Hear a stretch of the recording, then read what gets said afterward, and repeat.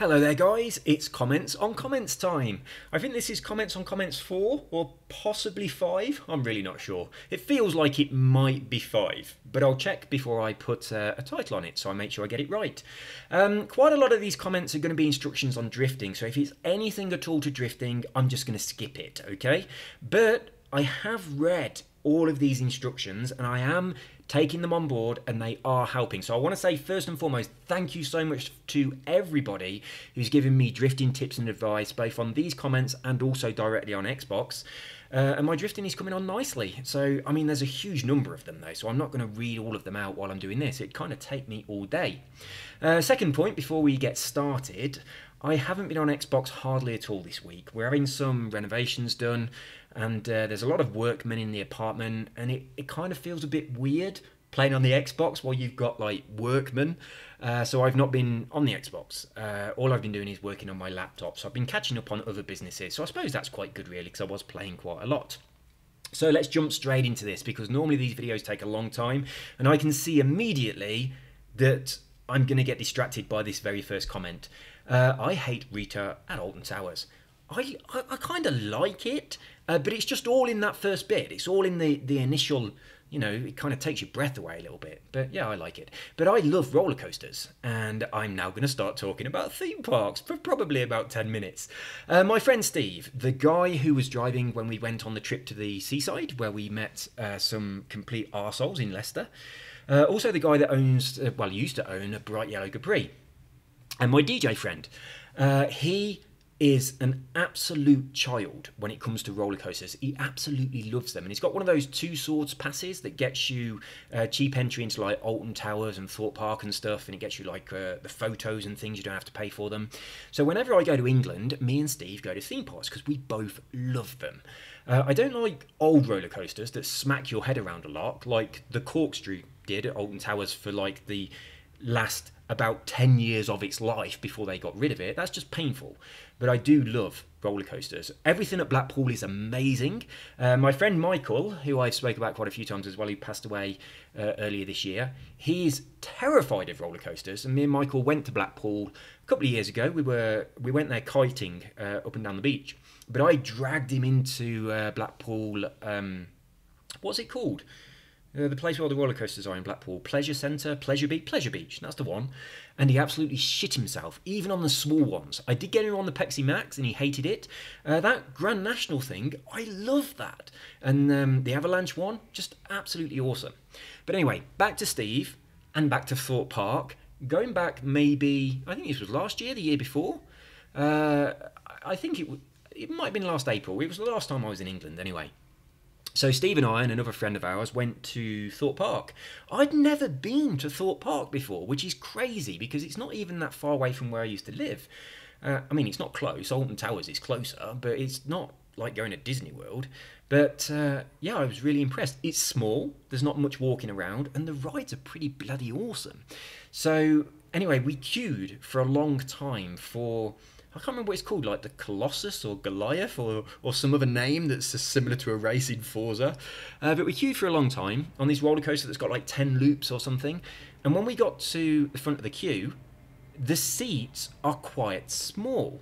Now Steve is fucking big. He's not fat, he's just a big guy. He's about 6'6", and he's a big guy. And he just doesn't fit in many roller coasters, but he absolutely loves them.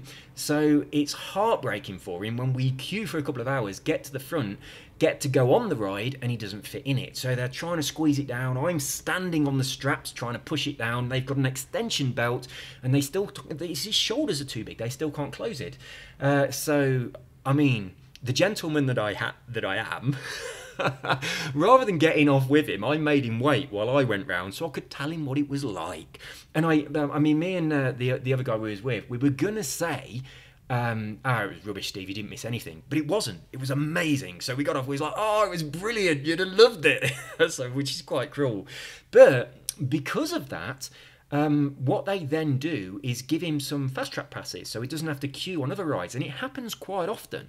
So what we can do when we go to a theme park with Steve, who is a bloody giant, we can queue up for something, that we know is too small for him, that's got quite a small queue. And then when he doesn't fit on it, we can get fast track passes for other roller coasters which we know he does fit on that have very big queues. That was kind of cheeky, but it works. And they always give him more than one fast track pass as well. They give him a few, so it works really well.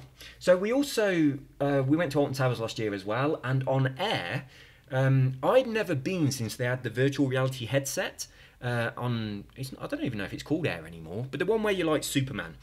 So I thought I fancied that, see what it was like.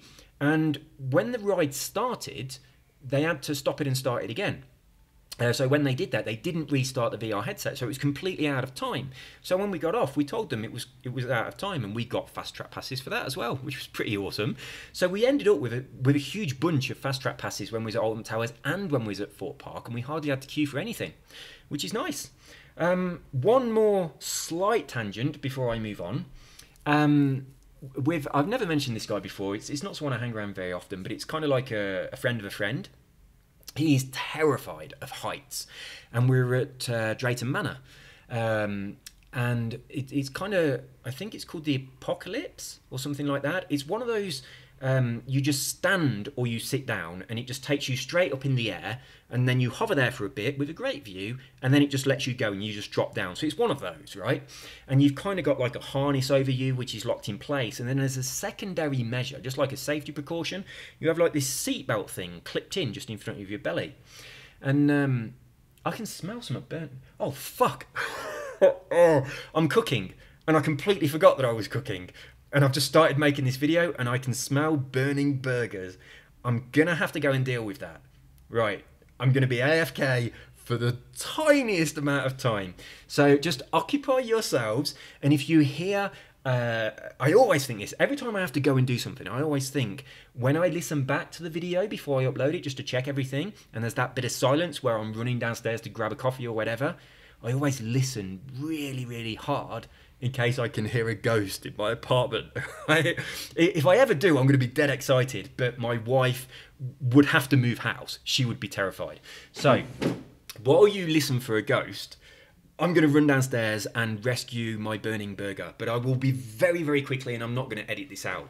So, see you in about 30 seconds. Maximum, probably less.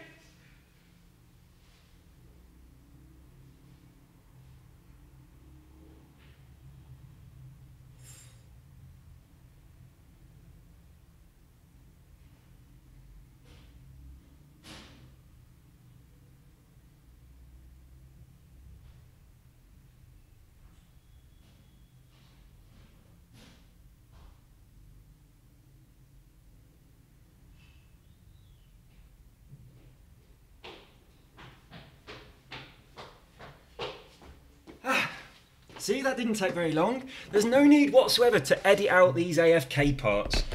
And now I have a tasty burger. The kitchen stinks. These burgers really do smell. And my wife hates the smell of burgers. So she'll come home and she'll be like, what's that? That's my dinner. Right, hang on. Where was I? God, I only ran upstairs and I'm out of breath. That's not good at all. I've been to the gym every day this week as well. In fact, that's probably why I'm knackered. My legs are killing. So, the Apocalypse at Drayton Manor. We get to it's fucking high up, and if you're scared of heights, it is quite terrifying. So, you have the option of sitting down or standing up, and we chose the standing up option. And when you're standing up, there's almost nothing kind of really holding you, apart from you're standing on this little grid that you can see through. So my friend was quite frightened. And we get all the way to the top, and it's like the bit where it's just paused before it just lets you drop. And I squeezed my arm through my harness to where his little seatbelt thing was, and pressed the button so that the seatbelt came open. And he completely shit himself. Now, this is just like, it's just a safety precaution. It's a secondary thing in case the hydraulics fail, because you've got that big plastic thing that comes down over your shoulders. Now, that doesn't go anywhere. That's holding you in quite safely. And then they've got like just a normal seatbelt from a car, just in case that breaks. So, I mean, obviously I knew that, but he didn't. He thought that that seatbelt was the only thing holding down his harness. So when I opened it and the seatbelt came out completely, he thinks that him holding the harness against his body is the only thing stopping him from falling out of this ride. And he was terrified. And I was in stitches. I just could not stop laughing. It was so funny. Oh, I'm so cruel. Anyway, I need to eat some burger. Oh my God, that's good. Oh my God, it's so hot. Oh, excuse me. Right then. Right, that's comment number 1. Comment number 1 that has absolutely nothing to do with the video at all. I did mention Rita. It's got like a good acceleration. I mentioned it because it's like when you put your foot down in the Atom. For those people that don't know, because they haven't heard me say so on a recent video, I did a track day in an Atom, so I know how it feels to put your foot down. It's like a lot of G-force. It's like you get whiplash. So when I said it's like being on Rita Queen of Speed at Alton Towers, I was talking from personal experience of actually riding in the Atom, but not the V8 one, just the normal one. But bloody hell, it's such an awesome experience. If you ever get the chance, well, fuck that. Everyone has the chance. Just pay for it. Yeah. Go on a track day in an Atom. It's like amazing. Really amazing. It's like the car is incredible. The acceleration is phenomenal. The speed is just like mind-blowing because you've got all this wind in your face. And you can see everything. It's like, I know I'm kind of quoting Jeremy Clarkson when I say this, but you hit every apex because you can see your wheels. You can see the mechanics of the car working, and there's no electronics. It's just the steering wheel and like whatever the metal bits are called between the steering wheel and the wheel, like prop shaft. That sounds like a word to do with cars, you know, all that stuff. Track rod ends. Oh dear. I used to know a lot about cars when they were quite simple. If my car broke down, I'd be able to fix it, but these days, nah. Anyway, it's burger time, and then I'll go on to something that is actually to do with the video.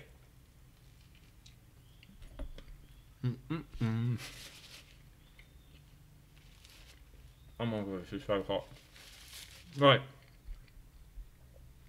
This, thank you, Andrew, but because it's about drifting, I'm just going to skip it, otherwise I'll just be talking so much about drifting it'll be ridiculous.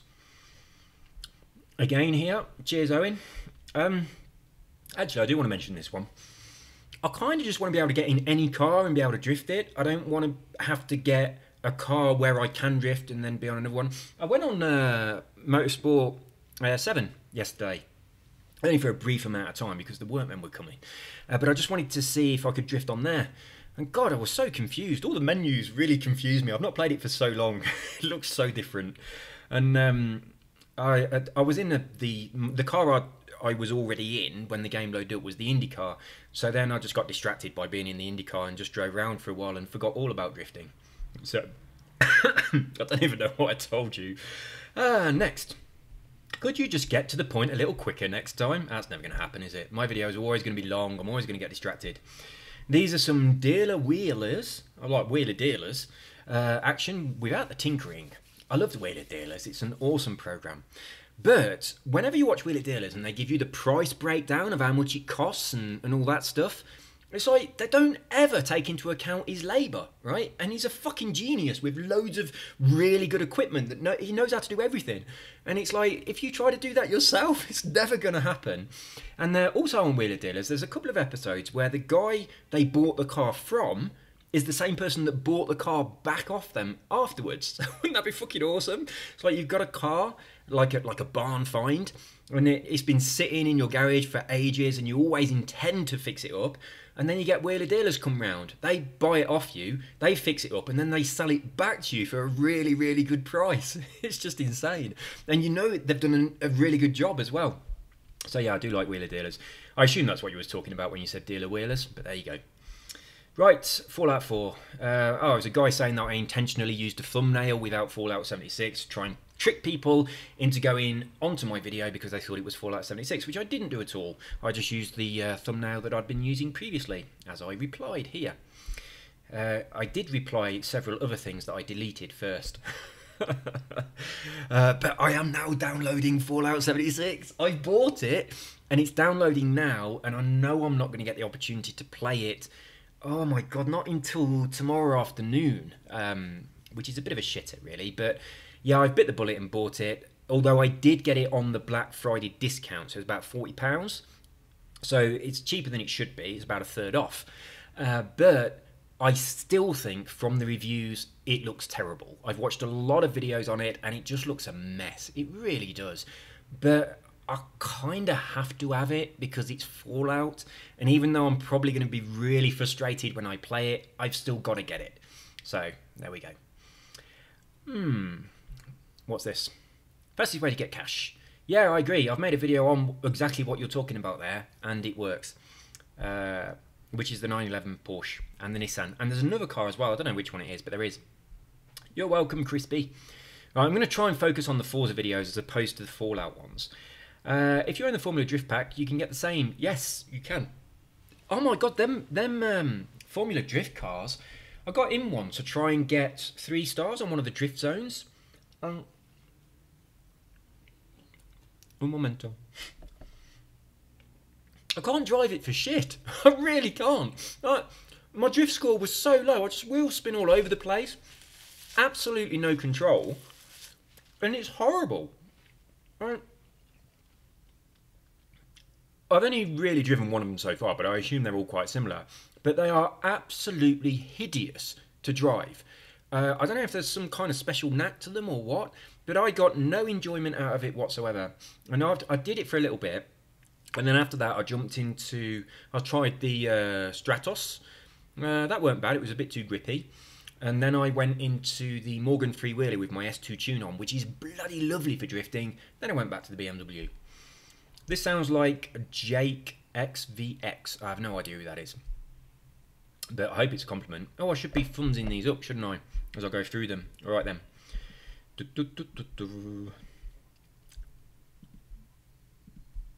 I'm not thumbsing you up. Right.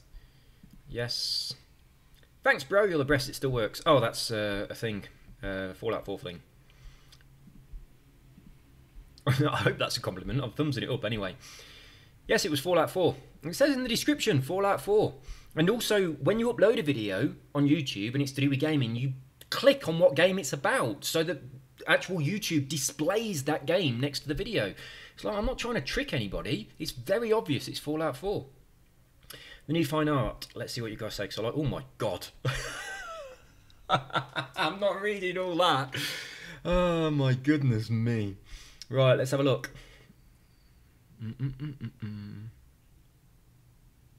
Right, he played Fallout 4 a lot, did all of the stories, was really looking forward to Fallout 5, and then they came out with this shit. Anyway, there you go. Ah, the ambient music in Fallout is good, actually. It's very... I do like it. I do like all the music, I like the atmosphere, I like all that stuff.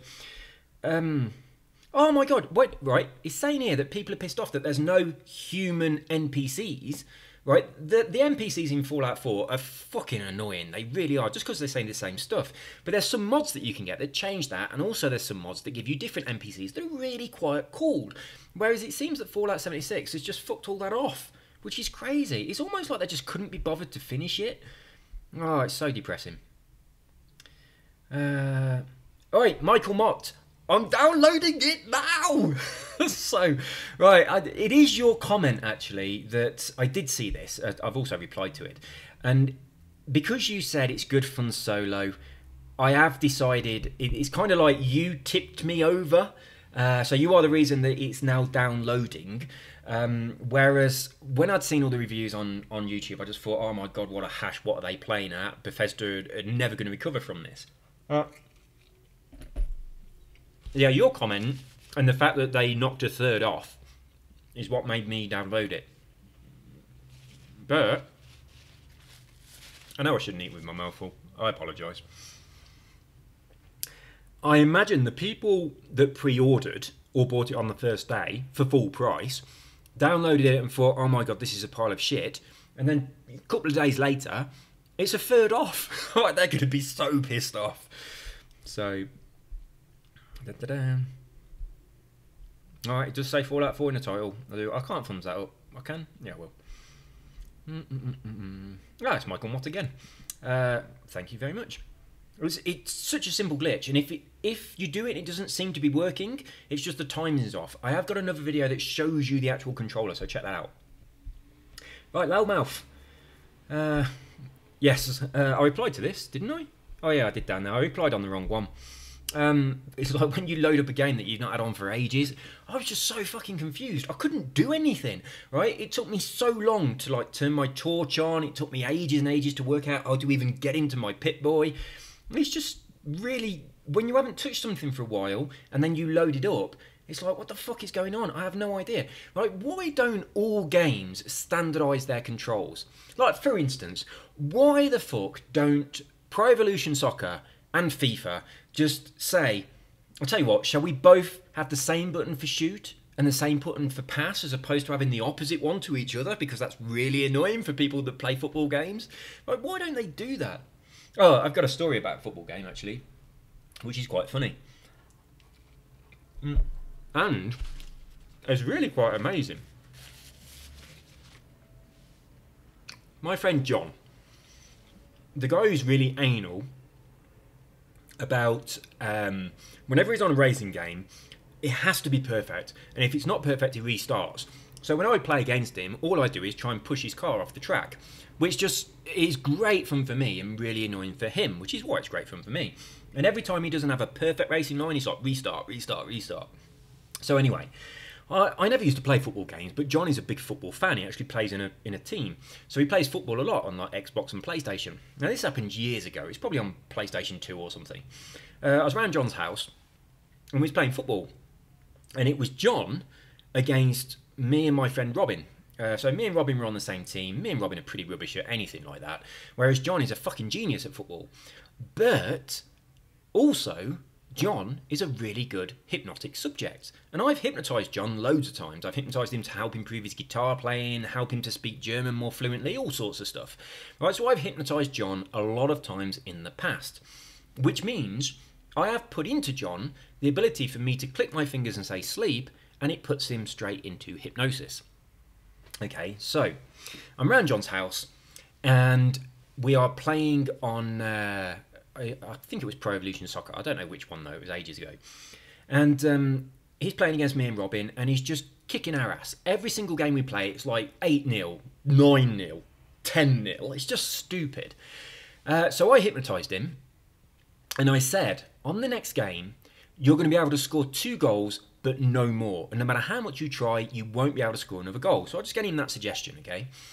And then we started the next game, and within minutes, oh fuck, I just smacked my hand on my printer. Right, within minutes, he scored 2 goals. And then immediately after that happened, he would get the ball off us, he'd come straight down to our end, just running circles around me and Robin because we're useless, get to our goal, and then just kick the ball off the field, like ridiculously, or kick it way over the bar, just completely ridiculous. And every single time he did it, it's like you could see the frustration and the anger getting stronger and stronger in his face. He had no idea that I'd hypnotised him to do this, but it just happened over and over again. It's like we had kick-off or whatever, he just got the ball off us, went straight over to our goal, and then just completely fucked it up and kicked it off the pitch. And it just kept doing it, and he was so fucking angry, right? He still won 2-0, but to me, to Robin, and to John, it felt like we'd won like a bloody 1,000,000 to nothing. It was like he was so devastated that he couldn't get any more goals. But I did tell him afterwards, and he went, "You're never hypnotising me again." But yeah, he was so pissed off. It was well funny. But it was amazing as well, because like, I mean, you only have to press the button, it almost does it all for you. It's like, it's actually difficult not to hit the goal. But yeah, every single time he just went off. Right, burger time.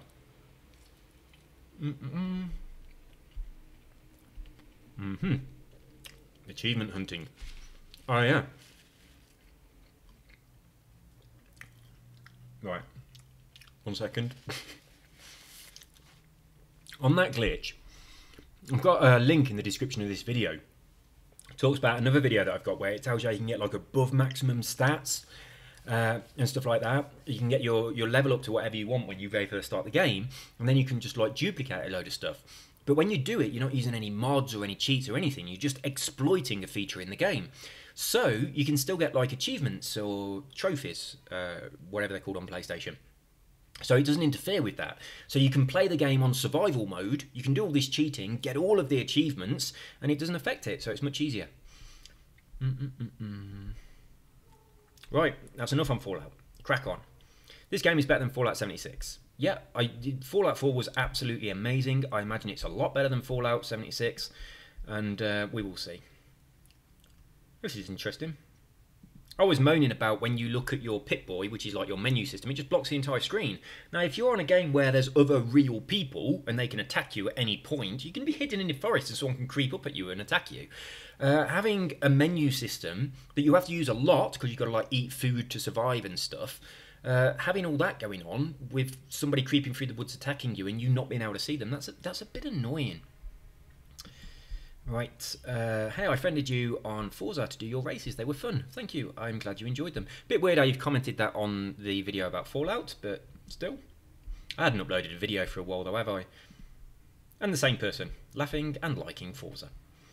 Really don't see the point. Only 180k each. I'd much rather do the highway races. Okay, this video was uploaded way before they did the update where they gave you the blueprints and enabled you to do those highway races that give you a ridiculous amount of credit.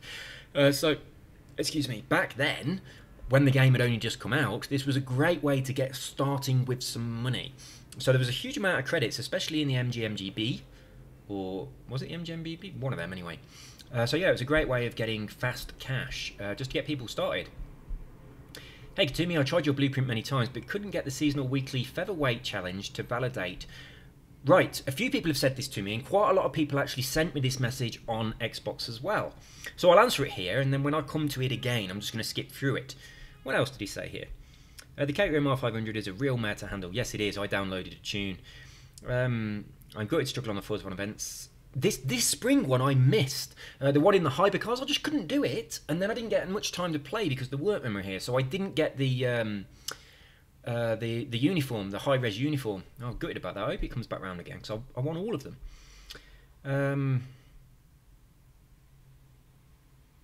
Yep, I've got the boost. Anyway, the thing with this is when I was showing that particular race, on that start location, I've got two races. One of them is just one lap and it's set to road race. And if you do that one, it does that does work for the weekly Forza 1 event, although obviously we're now on the next season.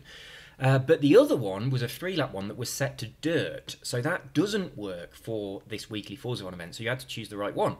Now, for quite a lot of people, they just couldn't see both of them. They only saw one, so they jumped into one and it didn't work. But what I'd recommend, if you can't find my blueprint, now I know I did upload a video saying how to find blueprints, but I've since realised that sometimes even that doesn't work. So there are a lot of problems with the system. There's been an update, I think it was yesterday. I haven't really looked at what's different yet, but I'm hoping that they fixed all these problems. But if you can't find it, then just make your own. It's really, really easy to just quickly make that track and then set it to road racing and then use it for the Forza Fun events. So yeah, I know there's a real bad problem with the blueprints. A lot of them just aren't showing up, and it seems that it doesn't matter what you do, sometimes they just don't show up. Now, I honestly thought I'd found the solution. When I said go to search and then say friends and followed, to me that seemed to always work. And then when I said that on a video, a couple of people sent me messages on Xbox saying it didn't work for them, but what worked for them was to follow someone's painting. So I tried to do that, and that didn't work for me. So sometimes it works, sometimes it doesn't work. It's a mess. Let's hope they update it soon. So, Paul Taylor said, I tried your track, but it's not recording the win. Same thing as what I've just said, though. Sorted, I copied your route from my own blueprint. How fucking awesome is this? Absolutely excellent timing. So that's what I've just been talking about. This is what I said that you should do as a solution. And then we have Paul Taylor saying exactly the same. Perfect. Right, nice little track. Did this on the motorway. Just weaving about. Yeah, I mean, this... Oh, nice little trick. Sorry, completely missed it. Yeah, threading the needle. I did get a message from somebody saying I was trying to copy what I was doing on threading the needle at the car park, but there were no cars in the car park. I didn't know this until a lot of people replied to this video, but if you go into Ryzen Solo mode, there's much more cars everywhere. So not only are there a lot of cars on the motorway to drive between, which is what this guy did, but there are also... Oh, this is a regular commenter. I've seen this name quite a few times. Because Kada... And I actually said something wrong last time about this name. Because Kada is kind of every. Like cada dia is every day. And I said forever is siempre. Whereas siempre is actually always in Spanish. So I was a bit wrong. So anyway, there we go. Slight tangent. But yeah, when you go into Ryzen Solo, there's going to be more cars in the car park as well. So it'll be much easier to find some you can drive between or push them together. And also, someone else said it's a bitch when other people... Oh, here it is. This person said, I love it when shitheads mess up the cars when you're trying to push them together. Well, this is poetic timing. So yeah, Nate said that people are pushing the cars around. So again, go into Ryzen Solo and people can't do that. Right, I want to draw people's attention to this. I don't know what Prana Holistico Forza Horizon is, okay? But quite often, someone mentions it on my channel, and then immediately it gets 16 thumbs up, like immediately. So obviously, to me this is spam. I haven't looked at it, I'm not going to check what it is, and I'm banning every one of these I see from my channel, because even if this is a genuine thing, the way they're going about it is wrong. They're putting this on my channel and then they're immediately giving it... It's always about 15 or 16 thumbs up, so they've obviously got quite a few different YouTube channels that they're doing this from. Now this also happens a lot on my Hypnosis channel. I've got... really often I get very similar kind of things. It's always this. It's like... My friend... Oh, I fucking hate that. I've got to turn that off. It's like my friend tried it. It's like my brother tried it. My cousin tried it. Just Google it. See if it works for you. Fuck off. It's like absolute spam. Right? So this person... Come on, actions. Jesus. Hide user from channel. So that means that this person can no longer post on my channel. If they do, no one will see it. Every single time I see one of these, the same thing is going to happen. Did that work? I think it did. But yeah, immediately they say that, and it's always, my friend did it, right? It annoys the fuck out of me. I get it on my Hypnosis channel all the time, like all the time. It's always to do with some law of attraction thing. It's like, I can't remember what the name of the mob, but it's always the same kind of thing. You look at the person's channel, there's nothing there, and it's always got loads of likes instantly. Absolute spam. Anyone puts one of them on, immediately... they're going to be... Normally I report them as spam, then I block them from my channel. But I advise you not to go there simply because of the way it's being promoted. I've not looked at it. I don't care if it's genuine or not. The way it's being promoted pisses me off, so they can do one. Yeah, I've mentioned this one quite a few times. From DJ Ducey. I've got a video talking exactly about what you're talking about here. The 911 Porsche gives you a load of money, gets you a nice cheap spin as well. You do need skill points for it. And also the Nissan Fairlady from this Porsche is the 1982 one, but the Nissan is the 1969 one. Yep, that still works. Thank you. Oh my god, I spent hours watching this same glitch with people doing all sorts of contortions with their hands. It's fucking so easy to do. You just slide your thumb across. It's so fucking easy. Or you just put one finger down and then walk over to the other one. Anyway, there we go. So I find this quite easy. If you're into Fallout, then watch this video, my duplication glitch with a controller view. It's so easy. You can just duplicate anything. Interesting enough, I've been coming across a lot of YouTubers who speak about tuning, but hardly any of them actually do reviews on their tuning. Nice tips on the 50 lap race though. Oh yeah, that was the race where the driver tires just get all messed up. Oh yeah, I don't know a thing about tuning, I really don't, I haven't got a clue. I just download someone else's tuning if they've got like a good score. That's it, that's all I do. And they're always locked as well, so I can't even look at it and fiddle around. I've had a go at tuning on a couple of cars and I just completely ruined them and made them totally undrivable. There's just too many variables. It's like, if I change this, do I have to change that? If I mess with this a little bit, is that a good thing or a bad thing? Is it only a good thing if I mess with that as well? It's just too much. There's too many things going on at once. So I did say I'm going to learn how to do it, and I might do one day, but I probably won't.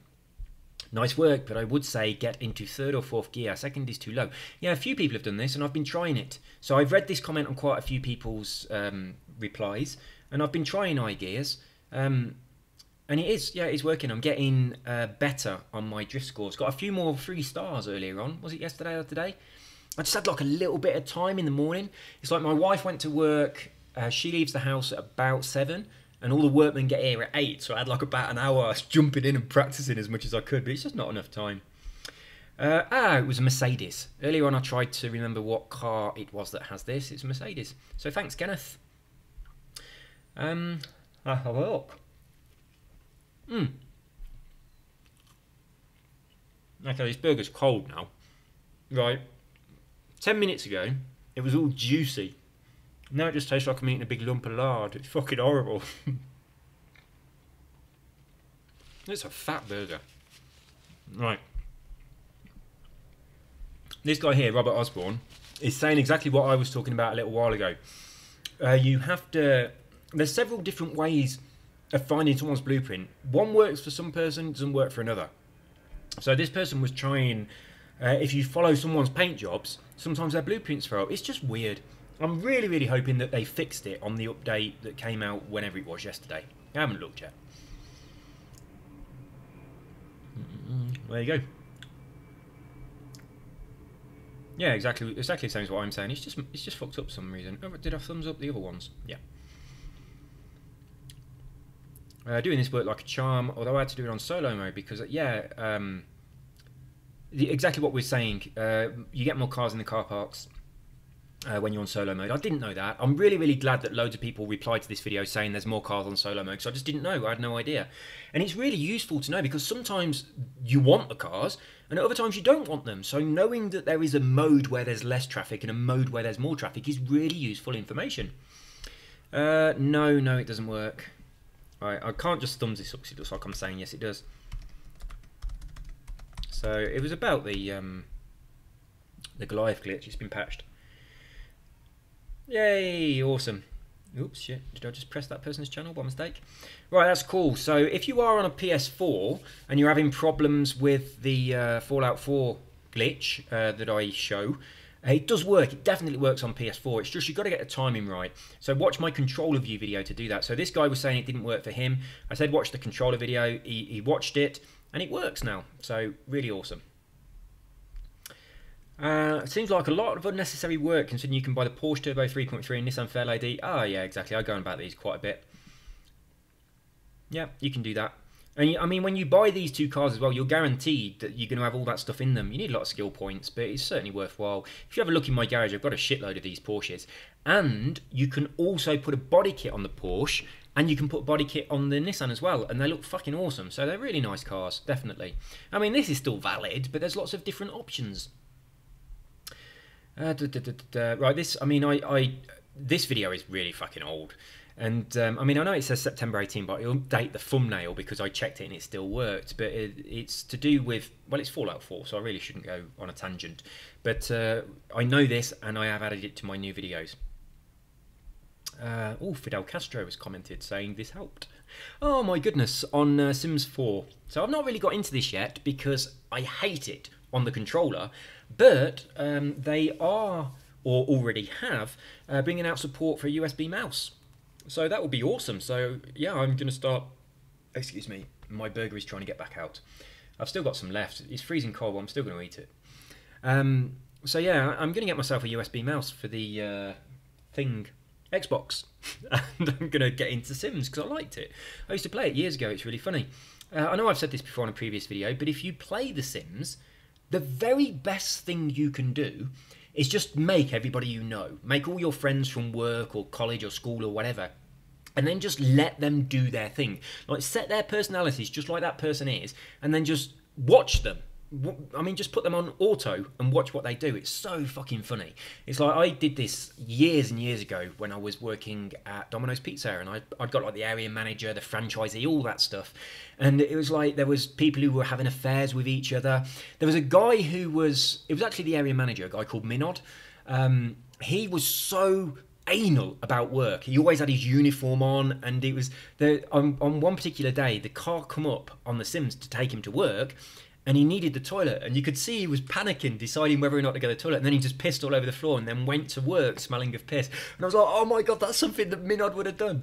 It's so funny. I mean, you end up, when you see those people in real life, and you think, on my game of The Sims, you're having an affair with his wife. It's just like, it's so fucking awesome. It really changes your perspective of those people. And if someone pisses you off in The Sims, you kind of get a little bit angry at that person in real life as well. It's so funny. Yeah, definitely worth doing. Okay.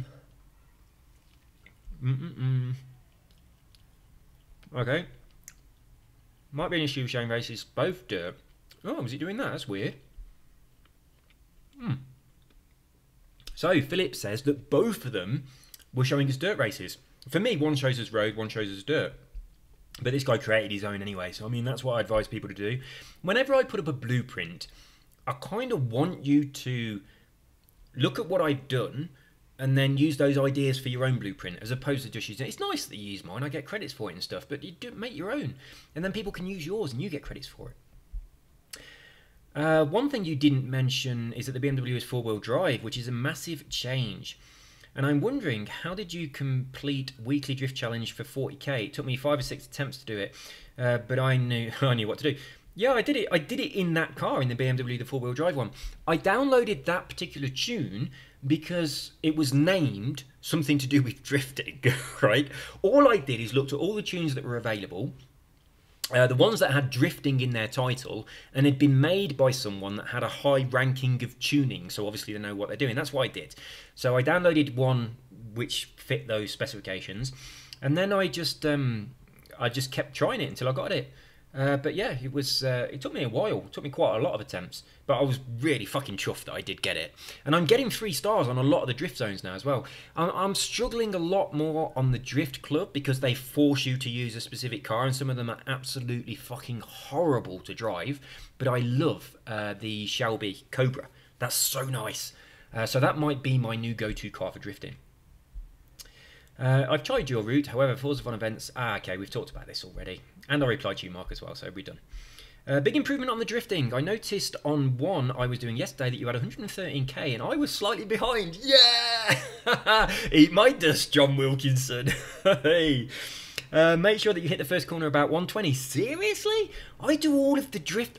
seriously, I do all of the drift zones really fucking slowly. I'm going about, like, 50 miles an hour, probably even less than that. Hitting them at 120? Oh my god. And then slowing to around 90, keeping it in third or fourth. Yeah, I'm in lower gears and I'm going much, much, much slower than this on these. I hate the Sagaris. Really, really hate the Sagaris. Both of them. I find them absolutely impossible to control. So have you got a tune on it? Are you using something on the Sagaris that makes it nicer? But it probably would be good for tuning, actually, because I cannot control it for shit. So it'd be sliding all over the place. So yeah, maybe I should try it, give it another chance. I only ever drove it before I even started entertaining the idea of trying to drift, and it was horrible. So since then, I've not touched it. Okay, this is from Keith here, is more advice to do with the drifting and using the clutch. I have read this, and I am trying ideas with the clutch. I haven't quite got the hang of it yet, but I'm getting there.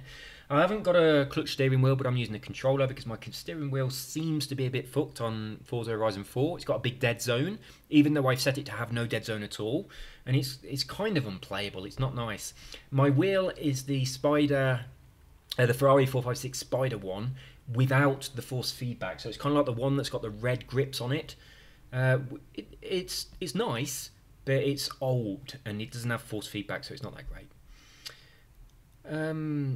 We've talked about this already, problems with blueprints. Drifting is coming along nicely. I've been learning in the Hoonicorn. I've tried that, and I'm not very good with it. But I drive and race with auto. I found that the switch to manual very frustrating. Yeah, it takes some getting used to, but once you're used to it, auto is horrible, right? I use engine braking all the time now, really do. Now, I always used to drive with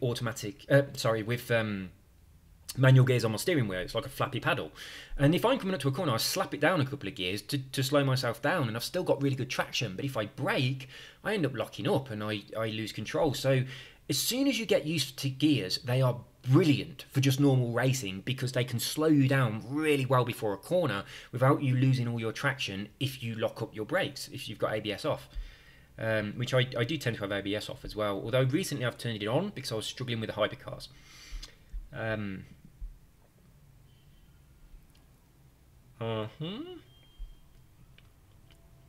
don't know which one chapter 5 is, but I'm not going to go through all this drifting stuff because there's just going to be too much of it.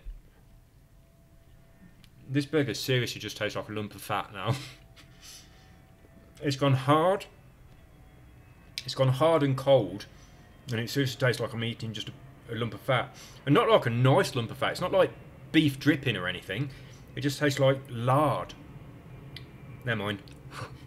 Right, next.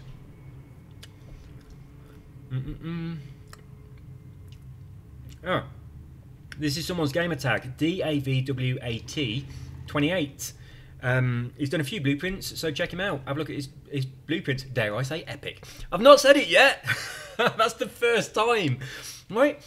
I know I've said this before, but epic is a word that I have never said before I got Forza Horizon 4. And then all of a sudden, whilst making YouTube videos, I say it all the fucking time. Every time I listen to one of my YouTube videos, like, you know, when I'm going to upload it, just check it's okay, all I can fucking hear is epic, epic, epic, epic.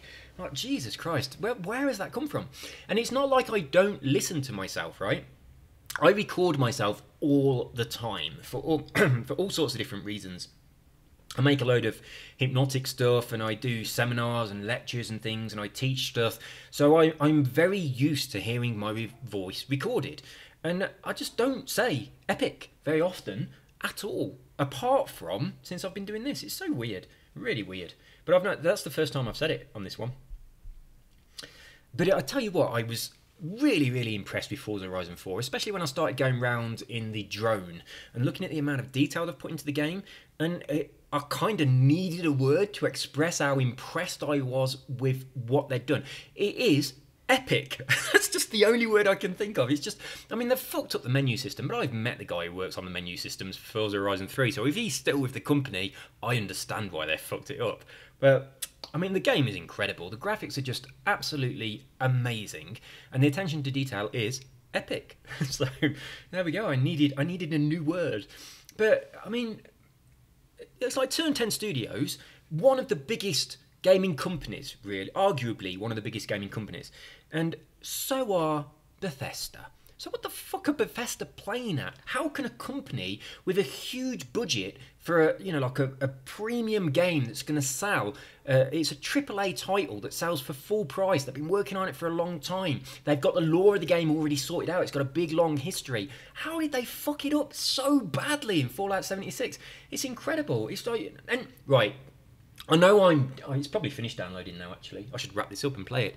Right, I know I'm downloading it now, but one of the things that has really pissed me off, it's a full price game and it's full of microtransactions. It's just like they've just become so greedy. They're shitting all over their fan base just trying to get money. Absolutely appalling. It will backfire. It will backfire so badly. Whereas these guys at Turn 10 Studios, I mean, they've got microtransactions, but not that many of them. And they're kind of giving you quite a lot of stuff that's good for free anyway. I mean, I know we moan about the seasonal events, but they do keep providing us with new things. I do think the car passes are a bit weak, to be honest. When you're paying real money and you only get two new cars a week, I think that's a bit poor. If you're paying for it, it should be something really special. But the game was on bloody Game Pass. I got it for nothing. That's amazing. I paid for VIP for 15 quid, but look at Fallout, full price, that on Game Pass. I mean, I got it a little bit cheaper because of Black Friday, but there we go. I think Bethesda need to look at what Turn 10 are doing and copy what they're doing. It's like, listen to the fans, do what they want. But this whole, microtransactions things that we've got now since mobile games have become popular, it's just a mess. And it's astonishing how much money you can spend on this kind of stuff. Right? I play Clash of Clans. Now, if you look at the amount of money some people are spending on Clash of Clans, it's absolutely fucking phenomenal. It's like ruining their lives. Absolutely phenomenal. I'll tell you what, my brother and also my parents, they spend a lot of time in the casino. And in fact, my parents have won a fucking lot of money in the casino as well. It's like the first time I ever came to Colombia, this is pretty awesome as it goes. right? I mean, me and my wife had met each other at a party. I hadn't really spoke to her, but I'd got her information, so I knew who she was, and I'd got her Facebook, and I was able to contact her. So I'd kind of contacted her from England, and that was the first time we really spoke. I mean, we'd seen each other, but I was a bit shy. So we were sort of talking to each other backwards and forwards with me in England, her in Colombia. And we kind of started a distance relationship because of this. And I was talking to her on video chat, and I was just short of money. And I said, I haven't got the money, but if I had the money, I'd come out and see you tomorrow. I'd get on the next plane that was available. And then my parents, I was at my parents' house at the time, and I wasn't living there, I was just round there visiting. And my parents were out, so I was just waiting for them to come home. And they'd been at the casino, and they came home, and they says they'd just won 10 grand on a slots machine. So they gave me £1,000. It's like, whoa. So I had this fan of £50 notes in my hand, so I took a photo of it and sent it to my then girlfriend, saying, my parents have just given me £1,000. I'm going to get on a plane. So that was the first, that paid for my first flight to Colombia 3 years ago. So yeah, it's awesome. So what an amazing coincidence. And then the casino they were at, it was at the Ricoh Arena in Coventry, which is where Coventry City football team play. I was up there, and I was on a slot machine, and the one next to me was empty, and I kept feeling like I should switch over to it, but I didn't. I stayed on the one I was on. And then this old man come and started playing on the machine next to me. He must have been in his 90s, right? And it was really old and quite frail. And he put £20 note in, and he was playing 50p a go on the slots. And he used £2 up, so he'd used 4 goes. And on his 4th go, he got into something that was called Fort Knox, where there's kind of like this big thing comes down from the top. And I mean, you haven't got a great deal of control over it, but you can win a lot of money through it. And he got all the way up to the top level, and he won £14,000, right?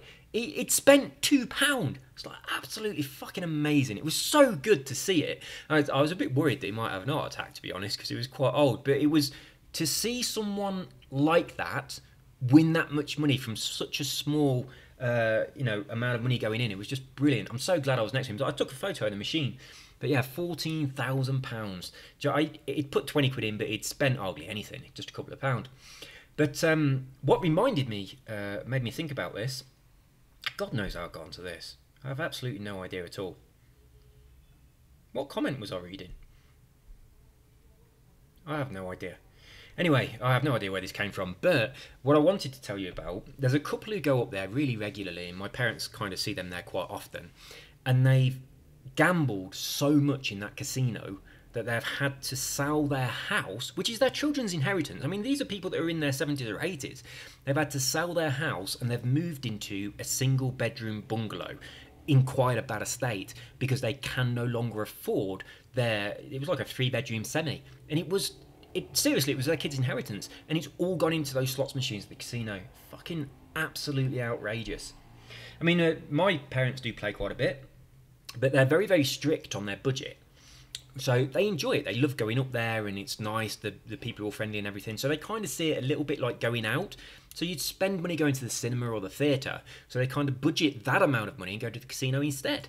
So even if they lose it all, they've only lost the money that they would have spent anyway if they'd gone to the theatre. But more often than not, they win. They do win a hell of a lot. It's really impressive. I do as well. It's like most of the times I go there, I do win a lot. And I normally go up there with the intention of winning a specific amount. It's like the last time I went to see my family, it cost me £540 for my plane ticket. And we went to the casino, and I said, I'm going to win my plane ticket. And I won exactly £540. It's happened twice. The plane ticket was a different price on another time, but I won that exact amount. So it paid for my flight to go and see my family. So it's really awesome when it works out like that. Now, I mean, I'm, as a lot of you will know, my area of expertise is the law of attraction. I write books on that kind of stuff. If you want to have a look on Amazon and search for Stephen Hall, which is my name, and Wishing Well, that's one of my books on the law of attraction. So you can have a look at that, read the comments, see what you think, see what other people have said about it. If you think it looks good, buy it if you want, and read it, see what you think. But that's my kind of like my field. So that's what I lecture on, it's what I teach about and all that kind of stuff. So I set an intention, I focus on it happening, and then I create that reality for myself. Now, there's a group of people who are all involved with the law of attraction that hire out casinos in North America, and they go there just doing these big competitions where everyone just stands next to the machine, just focusing on this idea of winning, and it's to see who can most successfully use the law of attraction to win the most amount of money. And then whoever wins gets a grand prize. It's kind of like a thing that, you know, these spiritual but also pro-money people do. So I am very spiritual, okay? I'm a bit of a hippie, but I am very pro-money. And that's a very unusual combination. So I quite often find myself in circles of people who think I am disgusting because I think money's good. I think having stuff's good. I love having stuff. I see nothing wrong with that at all. When I have stuff, I buy it. Someone had to make it. Someone had to sell it to me. I'm supporting the economy. I'm giving people jobs. And then when I've had enough of it, I give it away. I'll tell you what I did once. And it's felt so fucking awesome, right? Right, the reason you buy stuff is because of the way that it makes you feel. That's why you buy stuff. You think, it's like you don't need the thing, but you think if you buy the thing, it's going to make you feel a certain way, and you want to feel that certain way, so you buy the thing. Now, usually, once you've bought the thing, it doesn't make you feel a certain way, so you end up buying something else. That's kind of like the way consumerism works. I mean, some things make you feel good, but normally it's kind of like a little bit empty. But this one thing that I did once, the feeling I got from it was incredible. And I would say that money can't buy this feeling, but in a way, money did buy this feeling. So I'll just tell you what happened, because it was just such an amazing experience. And I want to encourage some of you guys to do it as well. I had, what is it, like an iPod Touch thing? Yeah, it is an iPod Touch. It was whatever the newest iPod is. It kind of looks like an iPhone 5. It's a little bit thinner. It's got a big screen on the front. One of them. It is an iPod Touch, isn't it? So I had one of those, and it was still in pristine, brand new condition. But I then bought an iPhone, and I didn't really need it anymore. I was kind of using my iPhone as my iPod, so I didn't need the iPod anymore. So I just chucked it in a drawer. And a couple of weeks later, I opened the drawer, and inside that drawer there was like an old Nokia, and there was just a load of old technology that when I put it in the drawer, it was good. And the iPod Touch was in there, and I looked at it and I thought, in a few years' time, that iPod Touch will be worthless. But right now, it's fucking awesome. It's still the latest iPod you can buy. I mean, this was a few years ago. So I took it out and I thought about selling it on eBay, and I thought, I'm not going to sell it for a huge amount of money on eBay, so I'll give it away. So I went down to my town centre. I went into the Nuneaton town centre, and I got it in my hand. I was looking to someone to give it to. I'll tell you, my heart was thumping like you will not believe. The amount of adrenaline from it was like really a nerve-wracking experience. And I went into it's called CEX now. It's like in the middle of town. It's like one of those entertainment exchange places where you get like second-hand games from. I went in there, and there's a big glass cabinet, and they have this exact same iPod Touch in there. And there was a guy in there with his daughter, and they were looking at it, and I was stood near them, listening to them, and she was saying that she wanted one, and he was saying they couldn't afford it, and maybe for Christmas, and it wasn't anywhere near Christmas. But they was kind of having this conversation about the thing, and I went up to them, and I said, are you interested in the iPod Touch? Do you want one? And he kind of backed away from me, and he was like, oh, no. And I think he thought I was going to try and sell him something, or I was a bit dodgy or whatever. And I said, look, I've got one and I'm giving it away. I don't need it anymore. So I took it out of my pocket. I'd reset it to factory settings and I gave it to him. And there was a few people in the shop who saw it happen, and I can't, it felt surreal. It felt like I was having like a little bit of an out-of-body experience. It was just a bit weird. And my heart was pounding like fuck. And his daughter, the entire time that me and him were having the conversation, his daughter was just big wide eyes, mouth dropped open, just looking at me giving her dad the iPod Touch. And dad was like, are you sure? Are you sure? You don't want to sell it? And I was like, no, because I'm not going to get a lot of money for it anyway, because to be honest with you, I really don't need the money. But all that would happen is I'd put it in a drawer at home, and then in a few years' time, it wouldn't be worth anything. So I'd much rather just give it to someone now that can get use for it.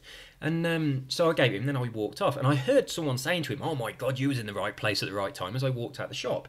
Now, I walked out the shop, I was floating. It was an unbelievable feeling, right? Now, I could have sold that iPod Touch on eBay for probably about £80. £80 would have brought me, who knows what, but whatever I'd have bought for 80 quid would not have made me feel anywhere near as good as I felt from doing that. It just felt unbelievable. Now, I'm not sharing this to say, hey, I gave away, you know, something that was expensive. I mean, what I'd fucking love to do, I'd love to get a brand new car and just put it on someone's drive with like a big ribbon on it or something, and then put like the keys and the documents through their door and just a letter saying, you know, I've chosen you for this car. It's like there's a guy called Andrew Reynolds. He's like an entrepreneur. He used to work for British Telecom years ago, and he was going to get made redundant, so he started getting into internet marketing. And then over the next, I think it was about 8 or 9 years, he made £50 million doing internet marketing. So I follow quite a lot of his stuff. The guy is bloody amazing. And I was at one of his events at the O2 in London, and he gave away his car. I know I've talked about this before, but he had a Bentley Continental, right? GT Bentley Continental, and he gave it away to someone in the audience just based on a raffle draw with the seat number. They had like Bradley Walsh from The Chase doing the draw, and the guy who won it was a chap from the Philippines. He sold the car, he got himself like a more reasonable car, and he actually bought his mother like a massive house in the Philippines for her and all the family. It was incredible. But yeah, Andrew Reynolds does loads of absolutely unbelievable stuff with his money. He really does. He went out to a place in Africa where they was building a village, and it was all lottery funded, but the lottery money had run out, and they got all these walls but no roofs, so it was completely pointless. And he said, look, if you had the money, would you be able to finish this off? And they went, yeah, we have the manual labour, we don't have the materials, we can't afford to pay for them. And he says, okay, I'll buy them for you. And he paid for all of the roofing to be put on. He paid for a school to be built in the village. He had all computers put in it, and then he paid for this big like soup kitchen to be built where they feed all the children. And then there was a woman there that worked like constantly, and he paid for her to go on an amazing holiday while it was all being done because she'd never been away. Just incredible guy, absolutely incredible. I am so inspired by people that do this stuff. So on a much smaller scale, when I gave away my iPod Touch, it was a bit like that. So if you want to do this, another thing that I do really often, well, I don't do it so much now, but I used to do it a lot. I used to work in Birmingham, and I lived in Nuneaton, and I used to drive up the M6, and I used to go on the M6 toll road.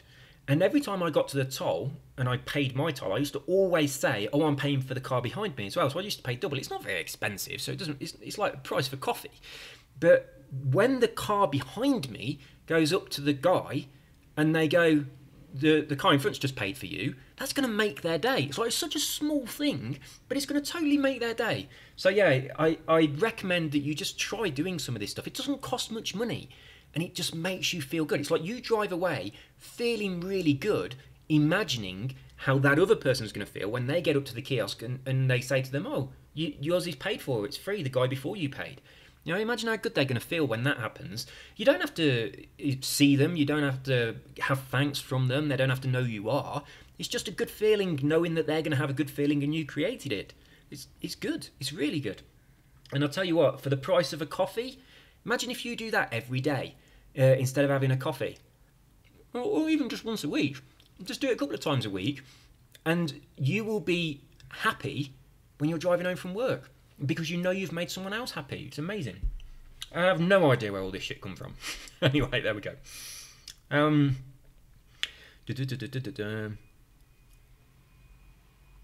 Right, we were talking about someone's track. Oh yeah, it was on this. It was something to do with this. Anyway, let's move on. I did Glitch 2, then would not work. Ah, yeah. This is... Oh, I have no idea what you're talking about. I do apologise. It's an old video anyway. I don't know what that's about. I have a tune-up for this car under Perk Farm Drift.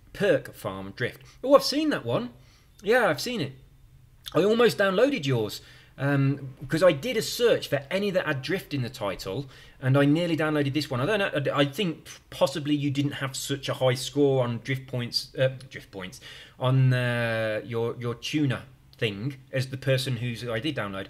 I just searched for ones that got drift in the title, and then chose the person that had the highest ranking. But I did see yours, so I might give it a whirl. I might try it out, see what it's like, see if it's different to what I've got, see if it's better. Scooby-Doo. Neil Scooby Collins. Oh, a really good friend of mine used to be called Scooby.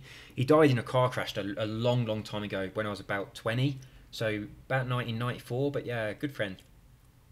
Really awesome guy. I used to go clubbing with. And actually, not just Scooby, but a few other friends as well that were in the car died. And the guy that was driving it actually didn't die, but it did mess him up a little bit. Like, you know, like mentally, not physically. as it would if you crashed a car and killed some of your friends. It'd be horrible.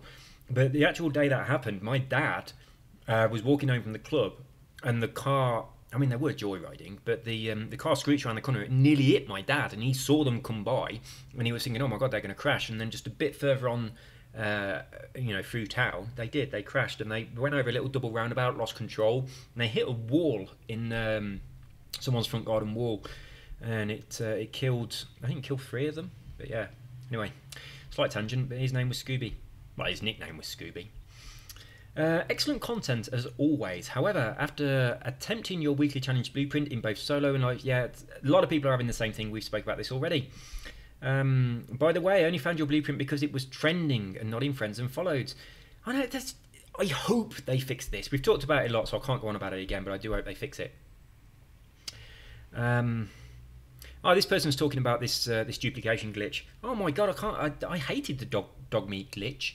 That'll make sense to Fallout people, but I find it really hard to do, and it's very, very slow. The way that I do it with the conveyor belts is so much easier. You just stand there pressing the button. It's so much easier. Or you can earn money by doing races. Just do both. Do whichever one you like doing. If you're bored of racing, play the auction house. Oh, excuse me. Oh, it's not. I thought it'd be the auction house, but it isn't. It's cheating on the weekly challenges. Have you ever tried any form of drift cars? Yes, I have. They are absolutely horrific. I hate them. Another way to beat the unbeatable driver anytime is to use the Mercedes Unimog against a Mercedes racing truck on any cross-country map. Right, the Mighty Saint, who's a very tiny baby. This is a very good comment. I've had a few people say this to me actual on the Xbox things, messages. Saying about using the Unimog, because when you say it's got to be Mercedes, everyone else uses something rubbish. Against a Mercedes racing truck on any... Oh, there you go. Do that if you want to do that. Save the day again. I give this a try now. So Nathan Cox, who has a beautiful little pussycat. I used to have a cat that looked exactly like this. Called Sylvester. He's very cute. Yeah, I thought it was a much easier way of doing it, threading the needle. Even though a lot of people did reply saying just go up and down the motorway in Horizon Solo. Okay, this is to do with drifting, so I'm just going to thumbs it up and go on. As I say, I've read these, but I don't want to do the entire video just talking about drifting. You should check out Fail Race's channel. He's amazing at commentating while playing Forza. I know you don't really like watching other people's videos, but it's pretty amazing YouTuber. You're right, I don't, and I won't. I don't know, it's not that I don't like watching them. I just don't... I mean, if I'm going to buy a game, I watch loads of reviews of people playing the game. And that's kind of like that's what I do on YouTube. I watch other people playing or reviewing a game that I've not bought yet to decide if I want to buy it.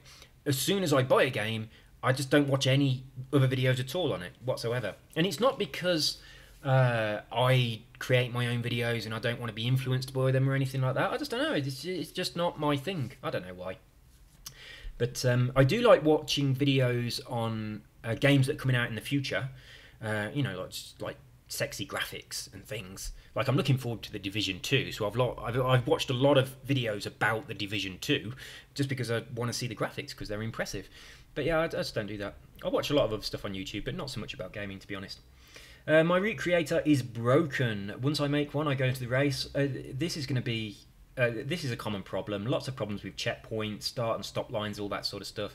I did see this, and someone said, then there must be an error in your route. Maybe you cut the racing line too much, etc.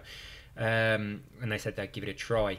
I do agree that this is a factor, but I also think that the blueprint system is a bit fucked. I mean, I've made a race before, and it just seemed perfect. I wasn't doing anything I shouldn't be doing. And then it didn't work, and I just had to delete it. And it's so annoying when you've made a really big, long race. It really is. But it just happens. This person said this.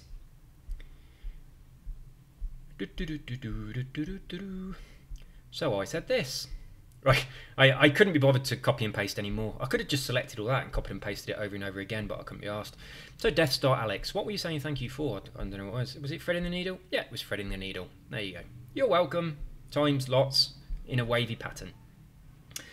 Right, it needs to be road race, not dirt. Yeah, we've talked about this. It was road race, but it's just fucked up. For some reason, the track shows up as dirt. We've done that. Race doesn't work for that event. We've done that. It's just messed up. For me, it was road race. I also had a dirt one. I don't know if you was on the wrong one or whether the road one was messed up. The system's messed up. So just create your own. For the drifting club, some of them, like you said, I ran out of time. Yeah, it's such a bitch because the cars are so hard to do. Once I got the points, I made a beeline for the finish line. Exactly what I'm doing as well, but I just can't control some of those cars. Oh dear. Blatantly fake name. Has not got an Xbox. That's quite sad. It's very, very sad. I don't think I'd be able to go on if I didn't have my Xbox. I've got two. I'm not going to give you one because I need them both. They're very important to me. M6 Drift Machine, have you tried to shut down the all-wheel drive? I changed the all-wheel drive settings in the differential tab to 1% front wheel, 99% on the rear wheel. I can't because I've got a tune that's locked by somebody else, so I can't fiddle around with it. But I've never heard of doing this, shutting down the all-wheel drive by changing the differential. It's quite interesting. It's very interesting. Might fiddle with that. Sounds like you are much better at tuning than me. Well, I've got 3 comments here from the same person. High gear and slowing. Yeah, I read this, Alex, and I was doing it, and it is helping me. I'm not going really high gears, though. And also, yeah, I actually mentioned this when I was doing my mixer stream thing, where I thought that holding the handbrake for a bit longer might be better, and it was. And then I read your thing afterwards, even though you'd commented before. But yeah, you're dead right. And there you go. Oh, this was threading the needle. And I said do the, cheat like I did. Yep, they do. All of the Formula Drift cars have 300,000 credits inside them and a cheap wheel spin. Exactly the same as the 1982 Porsche and the Nissan Fairlady. This is drifting, so I'm going to move on. Hey, if you go offline, as in no internet connection... Spitfire Buzz has said this a couple of times, I think, unless I've just read it a couple of times. But this is a really bloody good tip. And in fact, this is worthy of making a video, which I might do, I might not do. We'll see. I can't remember if he's got a channel. I have looked. I don't think he has. Come on, internet. Oh, not much of a channel. Oi, we've got noise. Be quiet. Oh, has got an upload, but just this. Poro King. I don't know what that is. But I used to be into these type of games, but I'm not so much anymore. So, no, not really got much of a channel going on there. So he can't really upload the suggestion that he's just had. So, anyway, what he's saying, because this is interesting. If you go offline, as in no internet connection on your Xbox, not just going to Horizon Solo, then forward the date on your Xbox. You can do the seasonal events ahead of time. Now, he doesn't know if it works backwards, but that's something that's certainly worth trying. Now, that's a really fucking good idea. So, if you've missed a seasonal event... Maybe you can change your Xbox time to something in the past and get back to it to get something you've missed out on. So I can go back to spring, that was yesterday, or earlier this morning, and I can get that high-res patrol outfit that I didn't get. Now, we don't know if that works, but Spitfire Buzz definitely says that if you go forward in time on your Xbox, you can get stuff early. So that's really useful information, because what I'd kind of like to do is to be the first YouTuber that gets the Forza Edition Capri.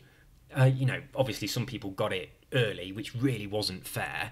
They absolutely have to have it again. So if I jump forward, maybe into autumn, and we see that the Forza Edition Capri's in there, I can make the first video saying, look what I've got, and then tell people how to get it.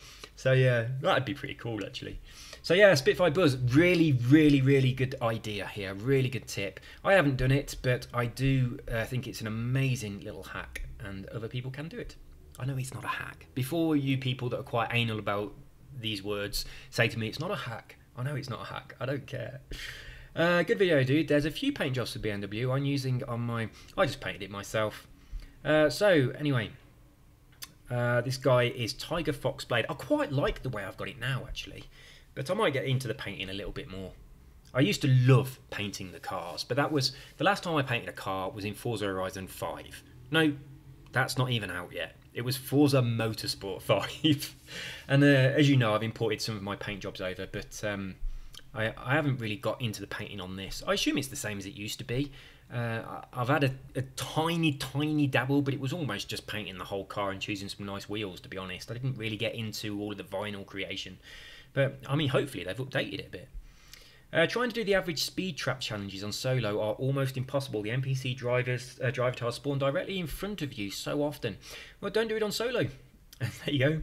I liked those average speed trap challenges. I did them all, and I got 3 stars on all of them because I was expecting it to give me something really special, but it actually gave me the aerial atom when I got to a certain level, but didn't need to have them all. But I continued and did them all anyway, and it didn't give me anything extra. But I was pleased about getting the atom. Although I don't like...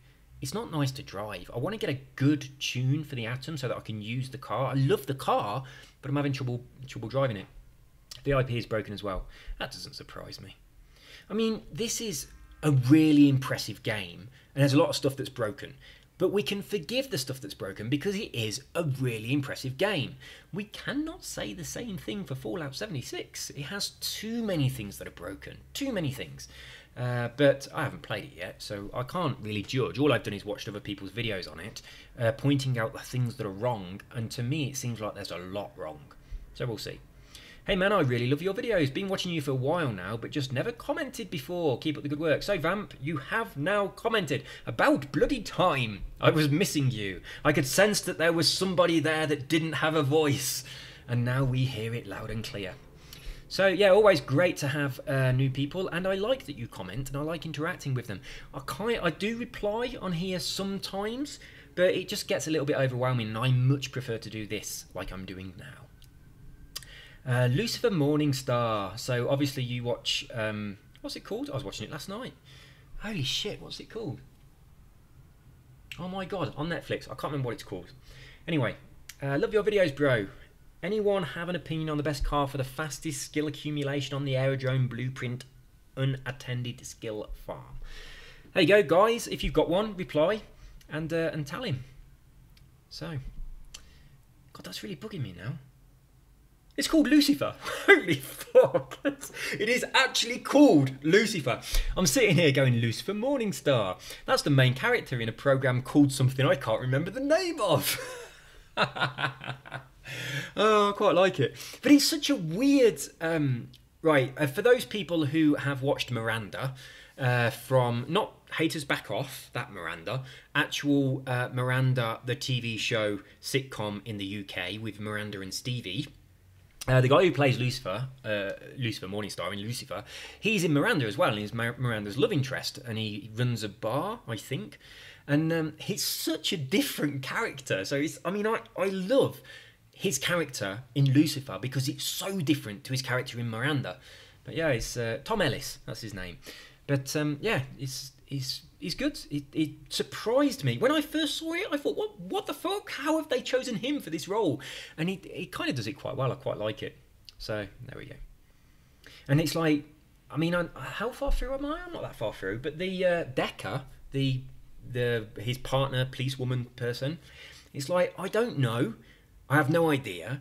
But I just think that she's something supernatural, and that's going to be revealed later. Like, she is some kind of angel too, without her knowing about it. Because obviously he can't influence her, and she is affecting him and you know, making him more human. And the more that he is around her, the more he is losing his angelic powers of being Lucifer. I find that quite interesting. So I'm really, really hoping that she is some kind of supernatural being, some kind of avatar, an ascended master, or an angel, or something. I'm really hoping that that's the way the storyline goes, because I think that would be a really good, I think it'd be a good plot twist.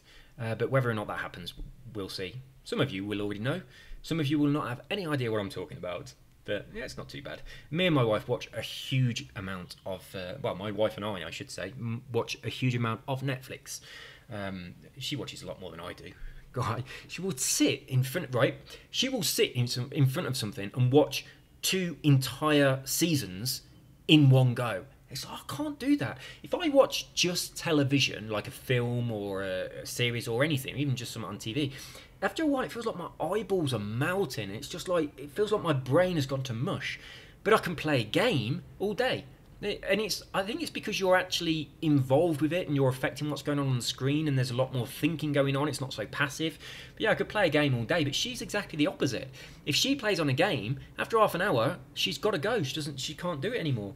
Yeah, sometimes I have to stop a film halfway through just because I feel like my brain's been melted. Right. DPG Marvin 213. So this is a guy who's done a couple of blueprints that I featured on my previous videos that are pretty damn good, and he's given me some advice on drifting. So I'm not going to read it out because of reasons mentioned previously. I've no idea what you're talking about. Oh, I'm guessing that this is a reference to the quality of this video, right? When you upload a video to YouTube, you have a couple of options. You can publish it straight away, or you can wait until the process is finished, and then you can publish it. Now, what I do quite often is I start the upload, I click the publish button, and it just says as soon as it's ready, it'll be published. Now, they publish it in a really shitty resolution immediately as soon as it's ready, and then they continue processing the video so that if you've uploaded it in 4K, they'll publish it at 360, and then it'll be like 480, then it will be 720, then it will 1080p, then it will be 4K. But it will take time for them to finish the processing. So I'm guessing this is what you're talking about. But my videos are always uploaded in 1080. But if you watch them immediately after they've been published, they're going to be in a low quality. But not always, because sometimes I just leave it to finish processing, and once it's completely done, I press the publish button, then it's 1080 straight away. Whereas other times I'm going out or I'm going to bed or whatever, so I just press the publish button immediately, just so that I don't have to wait until I come home to actually publish it. So that's what's going on there, and it happens to every single person that uploads to YouTube. When you upload a video, that's just the way it works. So if a video quality is shit, just come back an hour later and it will be good. I did one lap of custom race, but with just one checkpoint. So I went round to the start line after crossing it and crossed the checkpoint and won. Took me about 10 seconds. Yeah, I've done similar things to this. I mean, the only reason I kind of did the one that I did on there is because I'd already laid down the route. So what I actually did, I didn't do the route again. I just made a new blueprint, set it to one lap, and chose the route I'd already done. So but it only took about 20 seconds to get round. Drifting with the clutch. So I was asking how the clutch works, and it says it's the left bumper. So I've had a tiny bit of a crack at it, but not enough yet to be any good. I'll give it another try. I'd recommend a 240 with 500 horse, and it will slide well. I don't know what that means. I don't know what a 240 is. Is a 240 a name of a car? I have no idea. I'll thumbs you up anyway, because you're obviously trying to help me. Once you've got a pretty good at drifting, try turning the map off. Then just go around the map drifting. It will improve your judgment on corners. Yeah, I've been doing this. I didn't turn the map off though. Do you mean like the mini map? Like get rid of it? But yeah, I've been doing just driving around. In fact, I spend, if I'm on Forza now, what I'm usually doing is just driving around, drifting around the roads. Every time I get to a corner, I try and drift around it. That's what I'm doing most of the time. So I'm not so much practicing drifting on the airstrip or doing the drift zones. Much more often, I'm just driving around, just drifting, hoping that I happen to bump into the remaining fast travel bonus boards, because there's some left and I don't know where they are. I know I could look, but I like the idea of me stumbling upon them. So I'm not going to look where they are. I'm just going to carry on driving around till I find them. Now, interesting, this person used the 3-lap race, which is definitely set to dirt, but it worked for them. So the whole system is just weird. Check out my awesome car liveries for Forza Horizon 4 creator Humungus. So check out this person, Humungus, and you can have a look at their car designs. If you like them, download them and like them. Great informative video. Thanks for the mention. Who is it? Oh, it's Simon. So this is perhaps one of my most regular commenters, and also someone that is quite often on my stream as well when I'm streaming on Mixer. Although every time I stream on Mixer, I always say something I shouldn't have done, and then they deleted it. So my Mixer account has no videos on it because I just go and delete them all. So I'm like, shouldn't have said that, delete. But yeah, Simon has, or Fallen UK, whichever you prefer, has given loads and loads of really great comments. So always, if you ever see his name, it's always worth reading what he's got to say. He's got some awesome comments. It sounds like an incredibly similar person to me, actually. Similar interests. We're both DJs. Well, I used to be. I'm not anymore. But yeah. Great informative video. Great. Thanks for the mention. Just don't select a car. Ah, this is what it was about. What he was saying is on the weekly event, I think weekly event, whatever sort of event it was, it said that you had to use a vintage car. But if you just went there in the car that you wanted to drive, and then when the race was counting down, you don't select a car, when the countdown timer had finished, it just gave you the car that you're already in. So he was in the Koenigsegg 1-to-1. He started the actual challenge, and then when the countdown had finished, he's supposed to have chosen like the Auto Union car, or I can't remember the other one. I think it's an old Mercedes from like the 1920s or 1930s or something. But yeah, he's doing the same challenge in a Koenigsegg, so incredibly easy to win. And it was one of those ones where it's a team. So I actually did this whilst I was streaming on Mixer, and in my team, everybody had got a new car. So we had a massive advantage, but we still fucking lost. So the big disadvantage was I was on the team, and I'm not very good at driving. And I was in the Porsche Spider, I think, and I was having some trouble with it, but I was only using it because it was a hypercar, and I needed it for the Forza Von challenge for spring. But anyway, the reason I wanted to go on about this is because it will probably work in the future as well. So when they force you to use a specific car and you don't want to, don't choose the car. Just stay in your current car, let the counter count down, and it will probably work in the future. If it's worked on one, I doubt they fixed it. It will work on them all. Thank you for your tips. I've added you on Xbox so I could use your blueprints. Thank you, Richard Gaskell. I know a Gaskell. God, what's his first name? Matt. Oh my god, that takes me back. Yeah, I know someone called Matt Gaskell, who was a fucking awesome guy. I wonder if you're related. I think he lives in Manchester now, but yeah, he was a very awesome guy.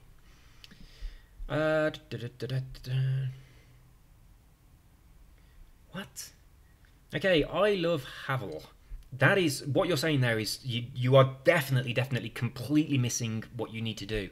If you watch my other video, the one that says October, it's explained a lot more clearly. But yeah, this is what you're saying here is completely not what's happening. So watch the October video and it will make a lot more sense to you.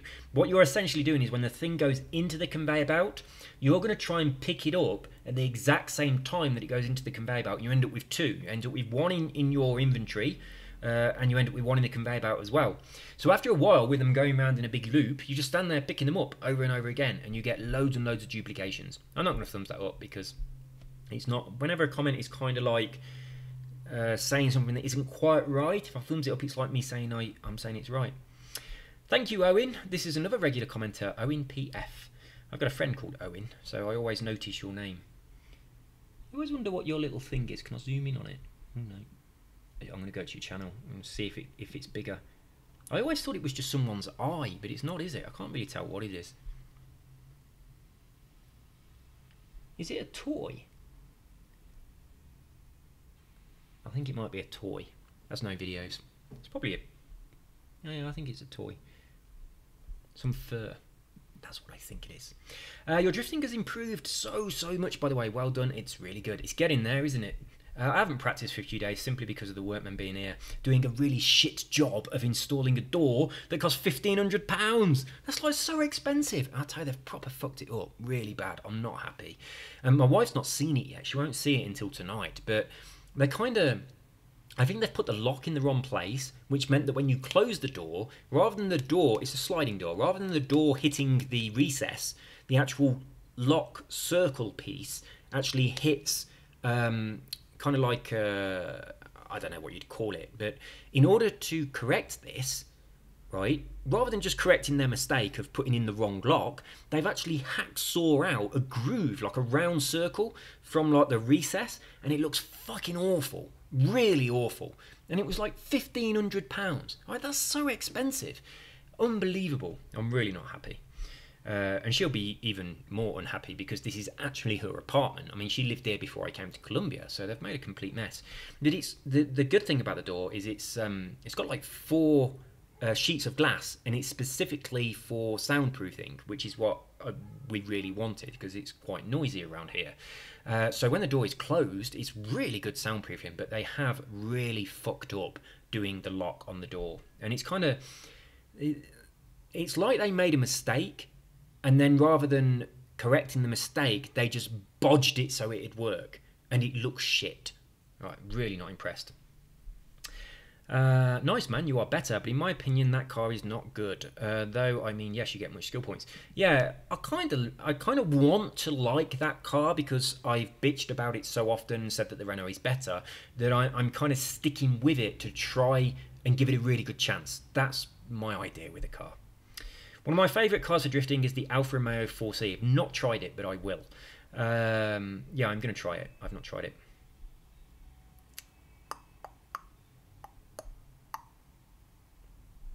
So, Fallen UK and Loudmouth, probably my two most common commenters, and Miserable Old Git, another very common commenter, and a couple of others as well.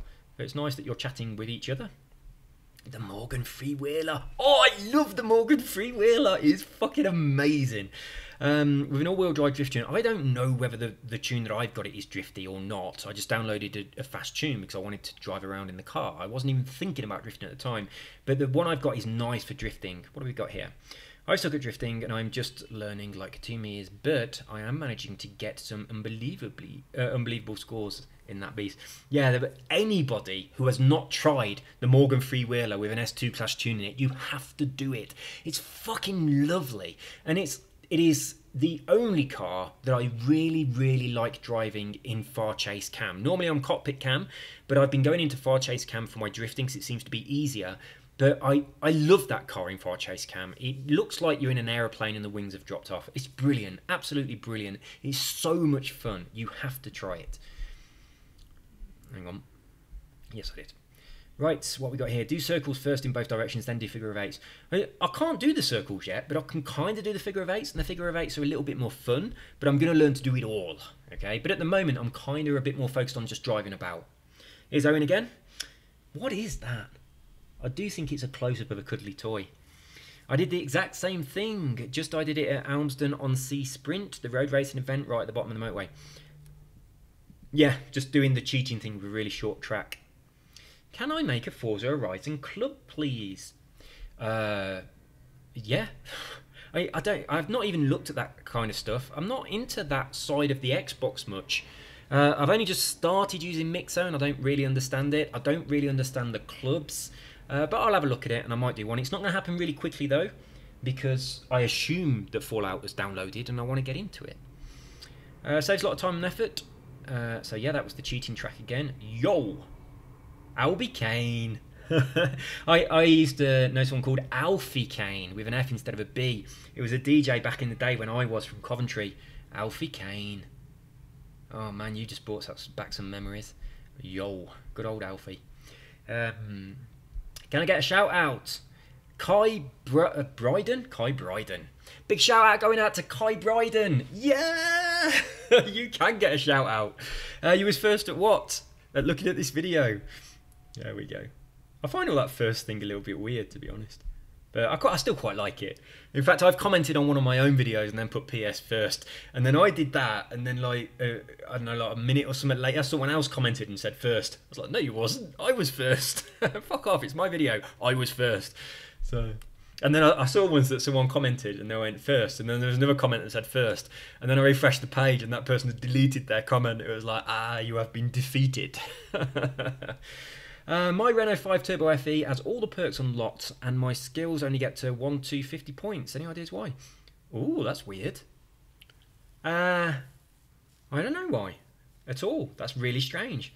So when you get a bin man, you're only getting 1 to 50? That makes no sense whatsoever. I don't know why. Sorry, Tom, I have no idea why. Loudmouth was first. If anybody wants to try my blueprint or could do it for me. Okay, this is from Fallen UK. So this is his blueprint. Check it out. It's at Bamborough Pinewood Trail. It's a road track. You get 320,000 cash. That's a fucking lot of cash and a lot of influence. Bloody hell. So 85 skill points, 8 wheel spins, less than 30 minutes. This sounds like a lot of good stuff. He's doing it in the Maserati MC12 fully perked out. So that's a Forza Edition car with a ×7 and a ×3 in it.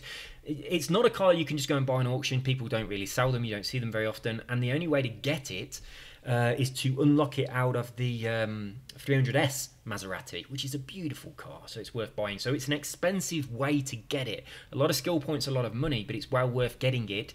It's got a speed boost as its Forza edition, and it's just nice. It's nice to drive, and it looks good too.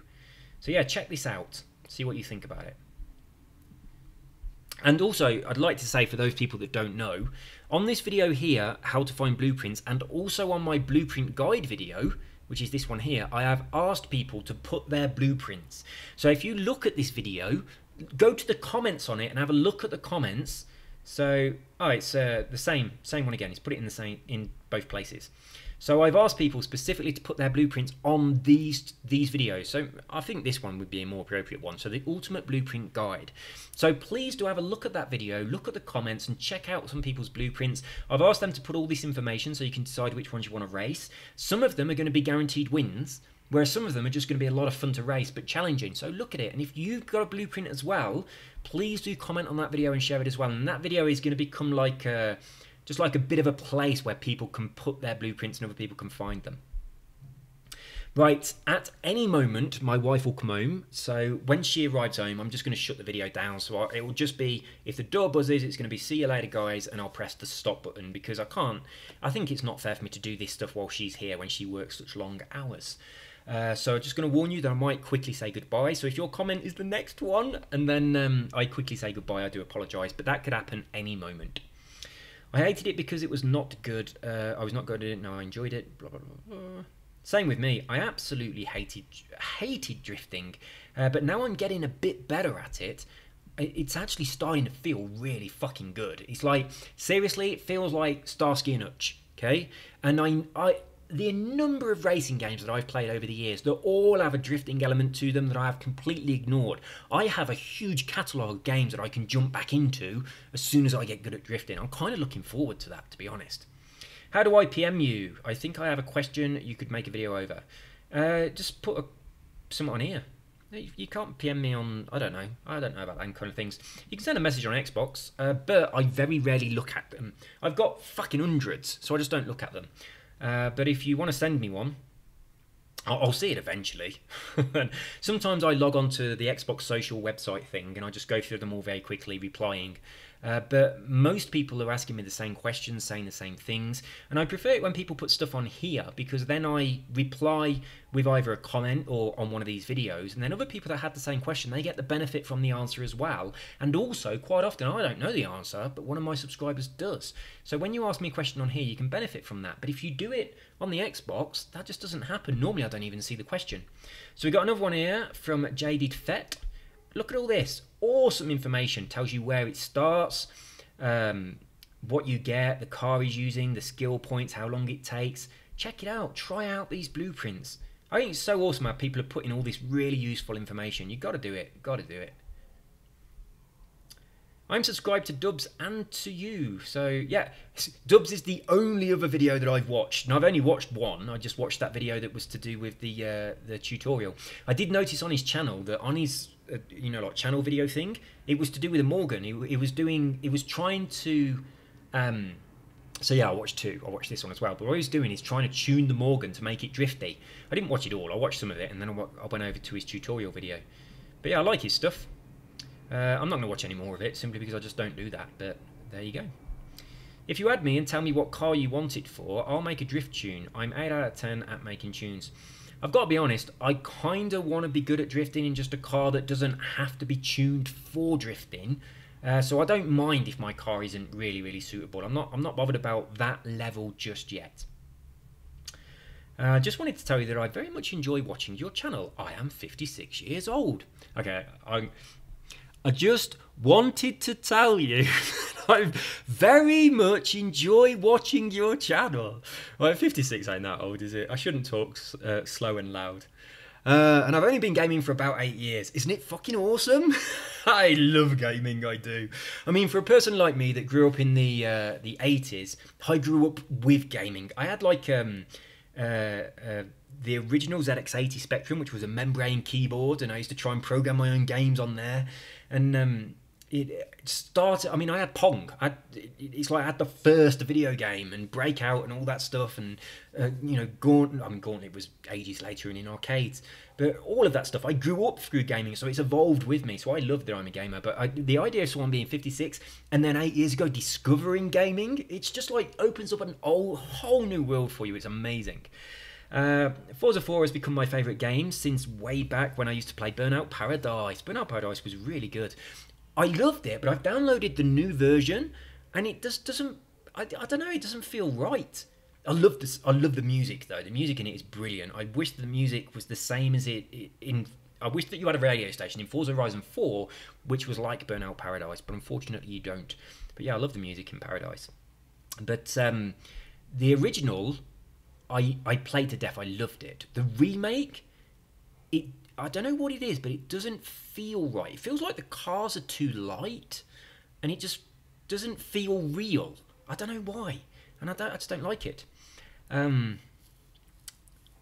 Keep up the good work, and thanks for the tips. Ace von Druser. I hope I've not butchered your name. But yeah, thank you very much. And it's really nice to read this stuff. And you've all seen my stats on my video. You know what age groups people are in. To be honest, a lot of them are a lot older than you might expect. But also, there's a lot of people on my a lot of my subscribers are younger. That's what I'm trying to say.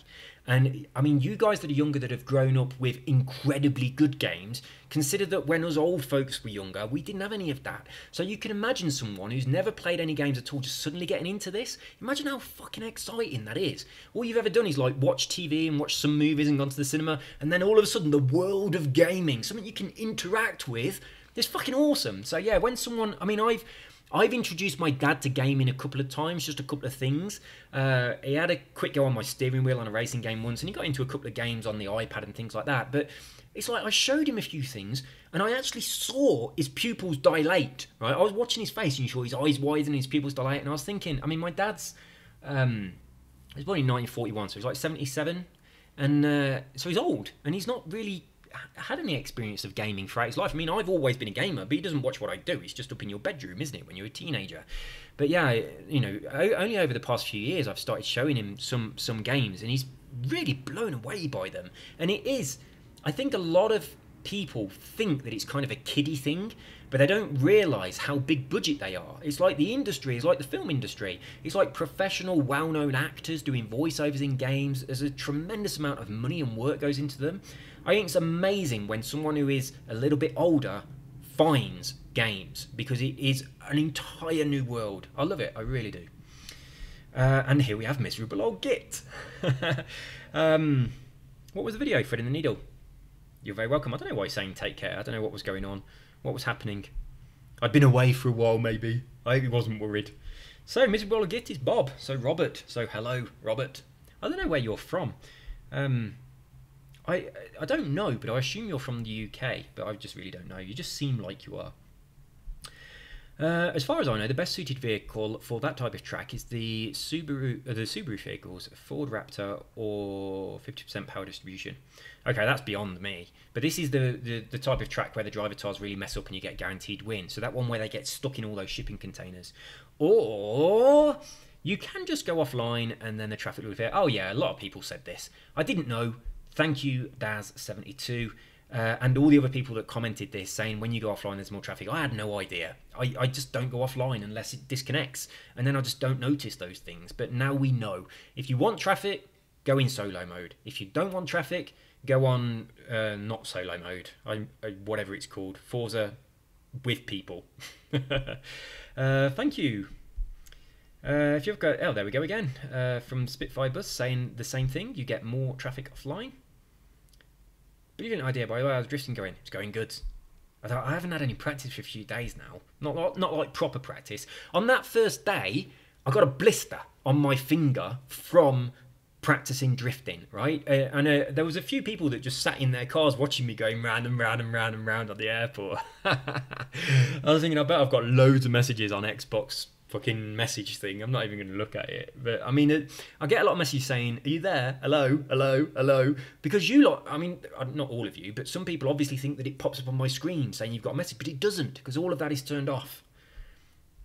Right. One of the reasons that I turned it off is a couple of years ago I got a message. I was in England, and my wife was using the Xbox here, and a message popped up on the screen, and it was one of those ones where someone it's like a bot, and it says, "Hey, I was just looking for someone to chat with. I don't mind if you're a guy or a girl. He. I've got some pictures. Do you want to look? Oh, I saw your profile." It's one of those kind of things where it's absolute bullshit and it's automated responses. And she saw it and she got really jealous. She genuinely thought it was someone who I was kind of, chatting to that I shouldn't have been chatting to about sexual stuff on Xbox. And actually, my niece. The same thing happened with her and her boyfriend. Her boyfriend got the exact same messages on his Xbox, and she saw them, and she got jealous, thinking that it was someone he was talking to behind her back. So, I mean, that kind of stuff is just outrageous, and it's not right. It's not right that they do it anyway, but it's like the people who create the programs that do this stuff, they don't realise that causes arguments in relationships. It's fucking bang out of order. So that was the time when I first turned off those messages, because I didn't want anything like that happening again. And but when I started doing YouTube, I started getting fucking hundreds of messages. So there's no way I'd have left it switched on. It just comes up all the bloody time, and it's a pain in the arse. So yeah, I just don't even look at them. I would really appreciate a novice driving tutorial. I don't find it easy at all. Still shifting into auto too. Yes, Paul, that is going to come. I'm not going to do it until I get good, but when I get good, I'm going to do an absolute novice drifting tutorial. But I'm not kind of stealing Dubs' thunder or anything like that. I'm not trying to steal his viewers. I'm going to make something that's much more basic from the perspective of someone who's just gone through it. Because I think he's been drifting for a long time and he's really fucking good at it. And he's kind of forgot a couple of the things that you struggle with when you're a total beginner. So I'm going to make a total beginner video. But in that video, I'm going to say that I learned by watching his tutorial and doing a couple of other things. So when you want to know a bit more about it, go on to his tutorial and I'll put a link to it. So I'm going to give him full credit, but there are a few things that I need to say that are much, much more basic. So I am going to do my own drifting tutorial, but I'm not going to do it until I'm really good at drifting. But I'm going to keep up with the practicing. Same thing again. I didn't realise they don't have to be side by side for the threading the needle, but same thing, solo mode. And the motorway. Thank you. You're welcome. Although it doesn't actually work. This works for a lot of people, but not for everybody, so there are still problems. This guy says, how do you cycle through the weekly challenges? It's the right thumbstick. So you move the right thumbstick left and right, and that cycles through the weekly challenges. So there you go, if you didn't know how to do that. Now buy a racing wheel. I'm going to buy another one. I want a new racing wheel. But yeah, I did read this comment actually, and I agree with you that it's going to be difficult, but it's going to feel amazing. So I am looking forward to being in this situation when I've got a really good racing wheel setup, and I can do the corners better. I mean, we have no intention of moving house soon. But when we do move house, I do want to create a room that's completely soundproof, put my instruments in there, have my setup in there with my Xbox, and have a decent gamer chair with a racing setup. So I do want to do that when we next move house. I kind of feel like I'm not allowed to do that here, because although we both live here, this was my wife's apartment for a long time before I moved to Colombia to live with her. So we've got a couple of spare rooms. I've converted one into my office, and the other one kind of into my game room, but I don't want to get a big gamer chair and stuff, and I think that would be a bit out of order. Also, the other thing that I haven't done yet, I haven't bought any drums, and I kind of miss the drums. So I might get like a V-drum set, which is an electronic drum set, which is really quite nice, just something small like that, but I haven't done it yet. The other thing that I want to buy, and we've got a place where it would fit beautifully, is a conservatory grand piano. Now, I'm not really good at the piano. I can play all right, but I would love like a conservatory grand. We've got a place in the living room downstairs which is absolutely perfect for it, so it's just the right amount of space, so I want one of those. But I do have a good keyboard here, and I've got a few guitars, but that's all. But I don't have the drum kit. I do miss the drums. When I was living in England, I actually built a soundproof studio inside my garage. I had a massive garage. You could fit 2 cars in it easily, so I sectioned off the back end, and I got a load of high density fibre. What's it called? Like drywall, but I can't think what it's called. Like plasterboard, but really high density stuff. For soundproofing, really fucking heavy it was, and I doubled that up, made a double wall out of it, and then I got like a patio door and connected that to it, so it was completely soundproof. I could be in there. I had a proper drum kit in there, not an electronic one, but I could be in there thrashing away like crazy, and if you were on the outside of the garage, you could hear nothing. So yeah, it was really, really good, really soundproof. So me and a few of my friends, my friend John, who I've mentioned previously, earlier in this video actually, he was the guitarist. And my friend Baz did sing for us a couple of times, and we wanted to play Rape Me by Nirvana, and he refused to sing it. Oh my goodness. So yeah, we just used to mess around. We weren't good enough to perform to the public, but we were good enough to have a lot of fun at home by ourselves. And then we'd listen back to it. It was like, oh, that sounded awesome. But it weren't good enough for, you know, a proper thing. If you're in the game on Xbox, go to the Microsoft Store and download it on your PC. You should have... Oh, this is talking about using the game on PC. I can't do that with a Mac. I've got a MacBook Retina. There's no way that it could run Forza. No, absolutely no way. It hasn't got any moving parts. There's no fan in this computer at all, which makes it brilliant for doing stuff like this. Because I record a lot of hypnotic audio, I used to do it on a MacBook Air, and every now and then the fan would kick in, and you'd hear the sound of the fan being picked up by the microphone, which is why I bought a MacBook Retina, because they have no moving parts at all, so it never makes any noise. But because of that, it's got, you know, like the processor isn't, you know, it's kind of like a little bit more budget, I think. I might be saying stuff that's completely wrong, but it's not going to run Forza, no chance. Very rarely... I can't be at my Xbox, but I can be at my laptop, and I just put the Xbox on, and I use that one cast thing to stream it to my MacBook, and just play it like that, and that's fine. It glitches sometimes, but it's not too bad. What's this? Oh no, that's a really old thing that's been patched. Oh, OneCast. Yes, that's the thing that I use. It's really, really good actually, but you need a good Wi-Fi connection, or you need your MacBook plugged in with an Ethernet cable to your modem and your Xbox plugged into the modem. Then it works really well. But then you're next to your Xbox anyway, so just use your Xbox on the TV. It's a good thing. That OneCast is really good. I made a video about it on, I think it's on this channel. Might be on one of my other ones, but yeah, it's good, really good. Thank you. It's so awful driving around looking for traffic. Go offline, you get traffic. I like tits and I like cats. I know I've said that before. I know it's Titos Meow. Is that your cat's name? It's a very cute cat. I'm a big cat fan. My wife doesn't like cats. What's wrong with that? She's a dog person. I'm okay with dogs. They're all right, but cats are way better. So yeah, Titus Meow. Titos. I wonder if his cat's name is Titus Andromedon. Let's move on. Yes, why wouldn't you put a decent road tune on your car? I did. After that, I did put a tune on the car, and I've had a little bit of a play around in it. I mean, I was going to kind of see what the Forza Edition version was like for drifting and stuff, but I ended up going back to the BMW. And again, going up and down the motorway. Okay, I'm gonna skip through some of these because they're talking about the threading the needle, which is now pretty old. And they're all saying the same thing. Oh, this guy said you need to be 60 miles an hour. Yes, you do. I did see this earlier and I checked, and you're right. It does have to be 60 miles an hour. Threading the needle again. Another regular, new fine art. If you go to this guy's channel, I'll show you this. It's fucking awesome. He does wood carvings. Oh, God, I hate that. I need to turn it off. I keep saying it, but I never do it.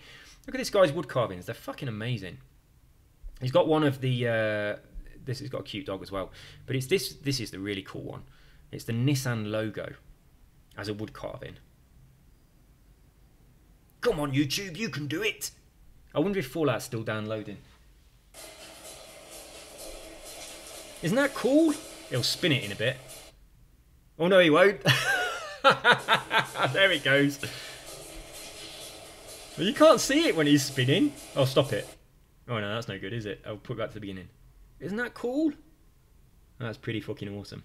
I used to do wood carving, but not this kind of stuff. But I did some sculptures I used to do like clay sculptures, wood carving sculptures and stuff, but I used to do it from when I lived in a flat. Oh, there we go. I lived in a flat with a carpet with quite a deep pile, and I was wood carving all day. And then my girlfriend at the time, this is a few years ago, she came home and she goes, "What the fuck have you been doing?" And there was like a pile of little tiny wood chippings in the carpet, and we just could not get them out. You couldn't pick them out. The vacuum cleaner wouldn't get them out. I used to really cut my hands badly as well, like ridiculously razor sharp chisels doing wood carvings, and I used to cut myself so often. But yeah, I did quite a few wood. I haven't got any of them anymore. I just don't have any of that stuff. I used to do a lot of wood carving, a lot of clay work. I love that kind of thing. I do a lot of painting as well, but I haven't for a long time. But I do now paint on Procreate on the iPad, which is fucking amazing.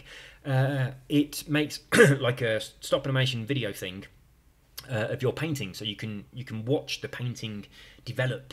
It's brilliant, really, really good. If you're into drawing at all, get Procreate on the iPad, preferably on the iPad Pro, because it's about the size of an A4 bit of paper. It's just brilliant. And I mean, I know I've said this before, but I'm on planes quite a lot. Whenever I'm on a plane, I'm always drawing something on my iPad, or DJing on the DJ app, which is also fucking awesome.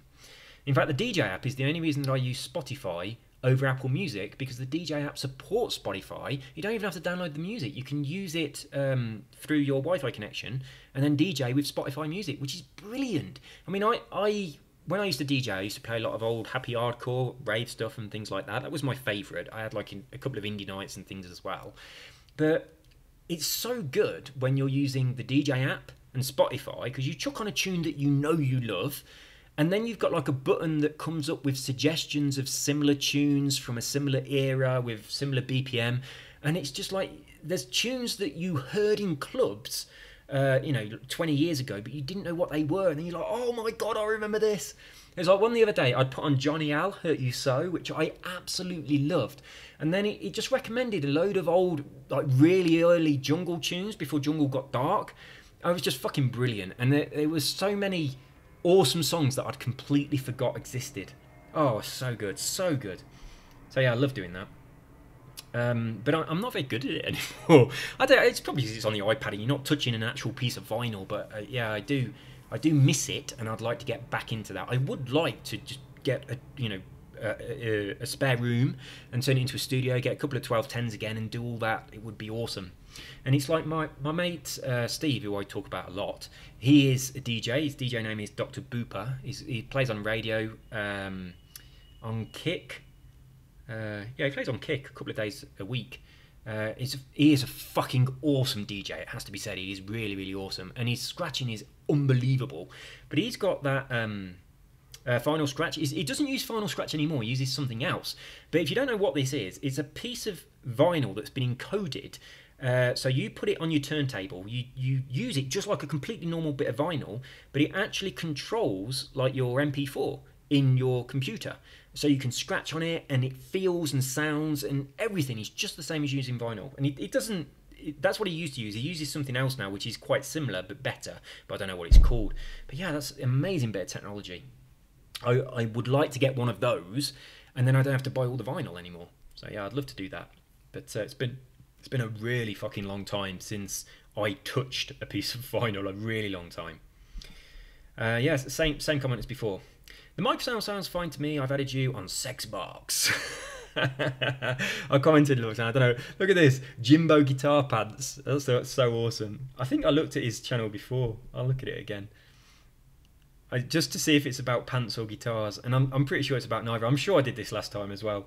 Look, he's got, oh no, that's me. He's got 1 subscriber, but it's me. And right, what's this all about? Because his videos, he doesn't have a channel on pants or guitars. 2 things that I like. But yeah, I love this picture. I did say this on another video. I think I did anyway, I'm not sure. I might not have actually uploaded it, but that picture there of Jimbo Guitar Pants, I've got so many photos of me. Just wait for this to load, I do apologise. Looking just like that in the 1970s, like that. Like, why is it that when you grew up in the 1970s, you thought it was really cool to not have any clothes on the top half of your body, and when someone was going to take a photo of you, you'd push your belly out. It's like, I am proud of my belly. This brought back so many memories, it really did. I didn't thumbs you up, look. And the mic sounds great. Well, thank you very much. Oh, I talked about this one. This was look at all this lovely information telling you all about these blueprints. If you haven't done it already, go and check out this the blueprints video, the how to find blueprints and the blueprint, the ultimate guide to blueprints. Those two videos, because a lot of people have commented with really good comments like this, and you'll find some awesome races. Now, to me, that makes Forza Horizon 4 like a much better game. There's like loads more playability. As soon as they introduced that, I was like, this is fucking awesome. People looking for my Kaching blueprint. Right, a lot of people have been looking for this. Most of the messages that people send me on Xbox are people looking for the Kaching blueprint. I can't find it either. But I've noticed that you can report a blueprint, so I think someone's reporting it and it's been taken down. So if I can't find it, I'm guessing you can't find it. So yeah, unfortunate. Where was this video when I needed it last night? Threading the needle from Simon. Right. What's this on? Blueprints. First I have to say thank you for the credit in the video. So this is DPG Marvin. Took me a while to find out about the blueprints working. I know it's still not working perfectly, but I'm hoping an update fixes it. I think this is quite long. Yeah, I read all of this and replied to it, so I'm not going to go through it on this video. Hey, check this out. I'm starting to see your scores on the drift zones and the leaderboards. Way, I'm getting there. I'm not enjoying the drift zones so much as I am the just driving about. I think that's so much more fun. Let's give these a couple of thumbs ups. What I got 8 thumbs up for something here. Oh look, there it is. Look, PS first. I knew I'd done it. So yeah, I uploaded that video and then I immediately commented. I was like, yeah, first. And then someone commented afterwards saying first. I was thinking, no, you wasn't. Go away, you're too slow. Look at that. I am suddenly above Falling UK on the leaderboards. Awesome. Top video, blueprint abuse. You're welcome. How do I find you and follow you in Horizon? I don't really know, but you can follow me on Xbox. Just add me as a friend. Do that, Katumi74, and then I should show up in Forza, but it doesn't work properly. Check out my Forza. I love the police cars. Right, it's this same guy again. Look, his name is Humungus. Check out his paint jobs. He's done a few police cars and some other stuff as well. Check him out. See what you think. You like it? Download it. Oh, this is my wife on the phone. Just give me a sec. Hola, mi amor. Muy bien. ¿Dónde estás?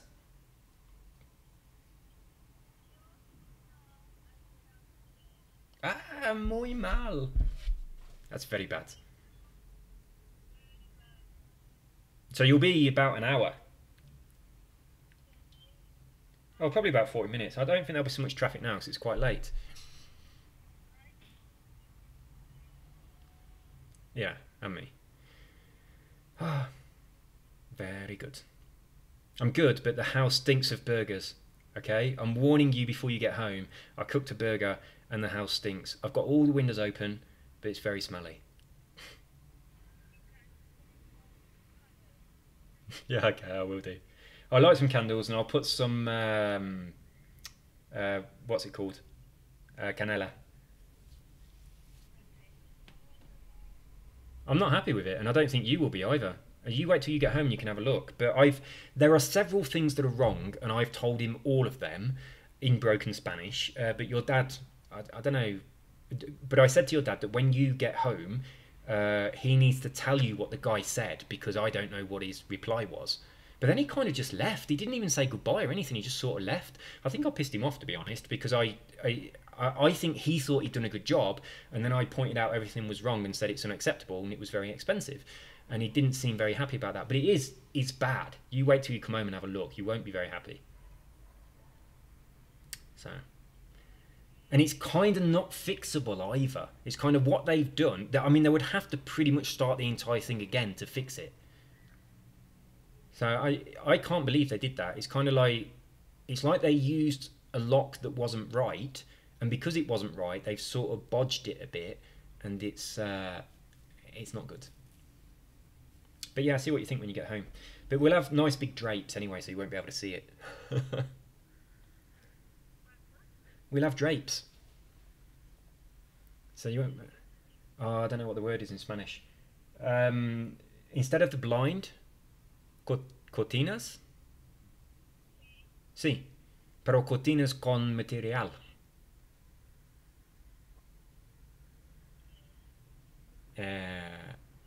Francia. See? Okay. That'll be good. Are you driving or not? Oh, it's really quiet. Okay. Okay. Right, I'll see you in about 40 minutes. Do you want any food? Do you want me to make anything before you come home?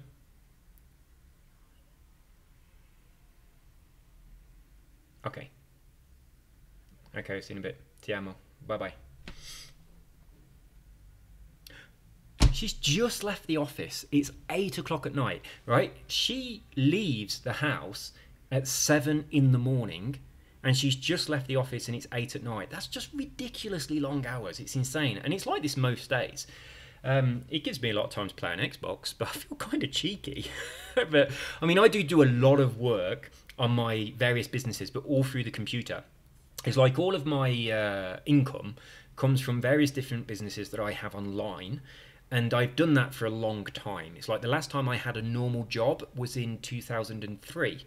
I left work in March of 2003 when I was 29 years old.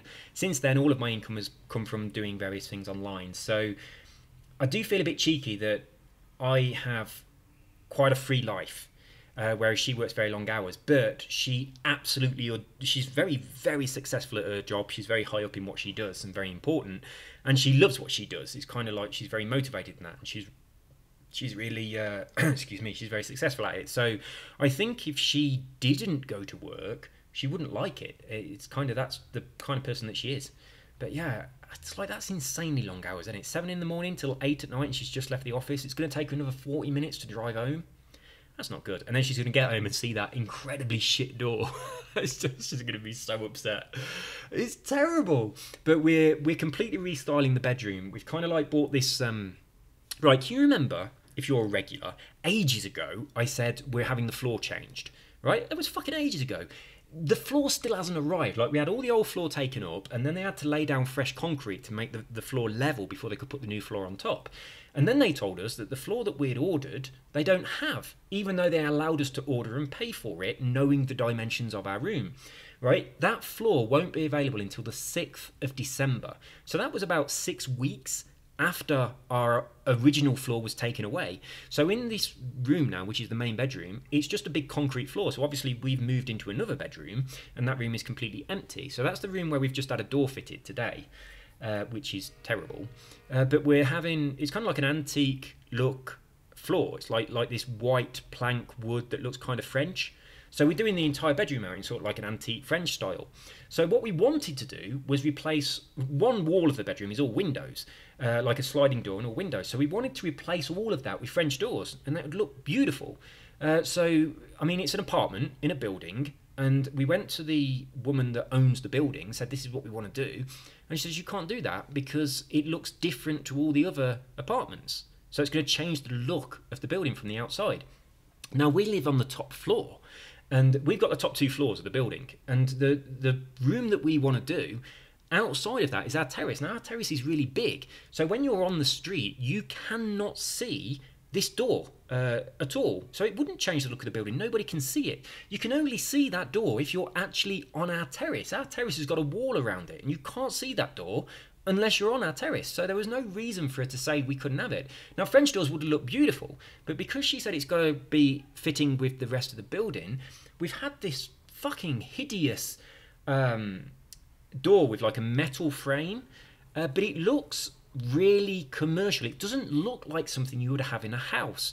And the woman who owns the building actually recommended the company to do it for us. I think she must be on commission. God knows why she recommended this company. But it's really obvious that they normally do commercial installations. It was not like some off-the-peg thing. It was bespoke. They had to make it. So they come and they measured everything and they made it.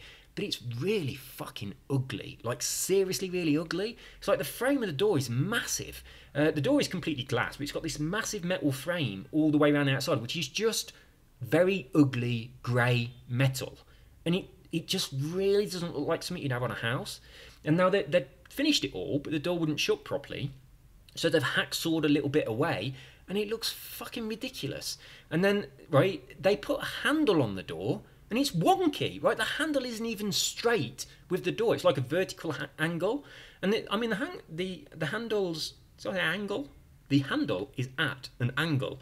It's like it's not very long. It's probably about 15 centimeters long, the handle, and yet it's so off that at the bottom it measures, I don't know, about like 10 mil away from the edge of the door, and at the top it's about like 12 mil. So even on that short distance, it's really off. And the handle's exactly the same on the inside as the outside as well. So both of them are off. It's just, there's so many mistakes, and it was fucking expensive, like £1,500 for one door. Incredible. So she won't be happy when she sees it. But I mean, her dad was here all day today because he speaks Spanish. Obviously, he doesn't speak English. So, but her dad, I kind of don't think that he wanted to say anything. I mean, the guy who came to do it, he was like an architect. Or an engineer, I don't know, someone important anyway. And he had like a team of 6 people. I was thinking, what the fuck's going on? They're just installing one door. Why are there so many people here? They were here all day today and all day yesterday. And it was a lot of people, like a team of people. It's like, this doesn't happen in England. What is this? And the architect, he looked quite proud of what he'd done because he'd kind of had to make the door specific to this thing. And then I'm saying, well, it ain't right. And it was expensive and it's not good enough.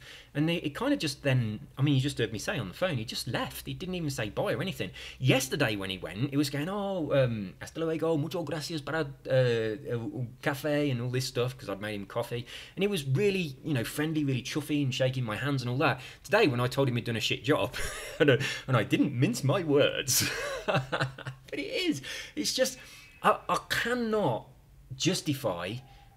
I can't just let it go. I can't do that. I'm not that sort of person. If I think something is wrong, I have to say.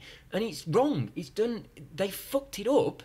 But, right, we haven't fucked up paying them the money. It's like they told us they would give us this door, and it's not up to standard. It's about 80% as good as we would have expected. Probably less than that. Probably about 70%.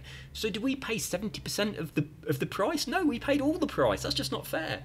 I always think that when you go to a restaurant, it's like even just McDonald's. You see the Big Mac on the menu. It looks fucking gorgeous, and then you get one. It's got sort of like yellow limp lettuce in it, and it's been in there for fucking ages. Right, I tell you what. When I used to work at McDonald's, yeah, you know where all the burgers are that you can see behind the staff. Well, the terminology for that is the production bin, okay? And the staff just call it for short the bin. So if you were saying. Like there's only 5 Big Macs left in the bin, make 6 more, sort of thing. I mean, you wouldn't say that, but that gives you an idea of what it is. And, I was when I was a manager at McDonald's, and there's some people. It was late night. It was a few minutes to 11 o'clock. And we got quite a bit of food left in the production bin that we call the bin. And someone's serving a customer, and the customer had asked for like a quarter pounder with cheese, and there were none of those in the production bin. There were just like some hamburgers, cheeseburgers, and some Big Macs and whatever else. So the person who was serving saying, we're closing in a couple of minutes, so we're only selling the food that's in the bin. The customer's like, you what? You're only selling the food that's where? Anyway, the guy goes, the food that's in the bin. He kind of pointed to it as he was saying it, but he just kept saying, we're only selling the food that's in the bin. Right, to the customer, the bin is the garbage, okay? And we're not selling the food out of the garbage bin. I just couldn't believe that they didn't realise what they were saying. It really made me laugh. Right, another time, when I was manager of the Domino's pizza shop, there's this guy called Scott working there. He was on the phone to somebody. And I don't know who was on the phone, but I just imagine, and I would like it to have been a very posh old lady. And right, he took the order, and at the end of the order he said, do you want oat house? Right, obviously, I mean, I couldn't hear the person on the other end of the phone, but obviously someone said, excuse me, pardon. And he went, do you want oat house? Obviously they asked again, and he went, oat, O-T-E, do you want oat house? I goes, Scott, it's anything. And also the word "dwant" doesn't exist either. It's do you want anything else? It's like, do you want oat house? O-T-E, oat. It was so fucking funny. I don't think I'd spell oats like that. Let's get back to this. Oh, we've done that one. Good idea for other players to play. Yeah, thank you so much. So yeah, this was the one. Go and have a look at it. Please, please, please go and have a look at this. Read the comments. It's where people are posting their blueprints. And the video is going to get a little bit old So obviously it's not going to be so popular. I don't want to move all the comments to a new one, but I just want this to be like a bit of a hub where people can go for blueprints. Done that. I'll thumbs you up. Right. Hi mate, I'm a new subscriber. Really enjoying your videos. Keep up the good work. Thank you so much, Richie. People shouted at you saying, get a picture, get a picture. Right, when I first started this channel, I didn't have a picture for ages. It was just the letter G, or GH, because my name was Game Hacks, but I've changed it now. And everyone was saying, you've got to get a picture, you've got to put a picture on. And then I did that little Space Invader, and I really like it, actually. I'm quite glad that I did that. And it quite stands out, because I've got a white background. So when you see my comment along with lots of other people's, theirs is always a circle, because normally it's a colour all the way to the edge, whereas mine isn't a circle, it's just this red thing on its own. So yeah, it stands out. I mean, look, here. So, I mean, when you hover over it, you can see the white bit, but when you don't, I've just got the little red thing. I like that. I like it a lot. Quite glad that I chose it. And originally I had it as the A in Game Hacks, but when I changed my name to Katumi74, I've got it as the A in this. I like it. I think it works good. Nice and simple, and it works. I was wondering how you get the 2005 NSX-R. I saw it on one of your videos. Right. If you saw it on one of my videos, I got it in a wheel spin, because I don't know why anyone would want this particular car. I'm not a petrol head. I don't know fucking anything about cars at all. So I wouldn't go out trying to get a specific car. So if I've got one that is a special car, I must have got it on a wheel spin. Nice mic. Sounds great, by the way. It is fucking awesome anyway. I'm using it right now. This is my new mic. And it came quite quickly as well. I was quite surprised. They estimated about 20 days, and it came in less than a week. It was really quite quick. And weirdly, today, which is quite a few days later, I got this letter in the post. It's the smallest letter you've ever seen, right? And it got a sticker on the front, right? The sticker, seriously, was about the price. You know, like those big stamps you get at Christmas. It was about the size of one of them, and that had all of my address on it, and it was so fucking tiny. Right? I don't know how any postman managed to read it. It was really tiny.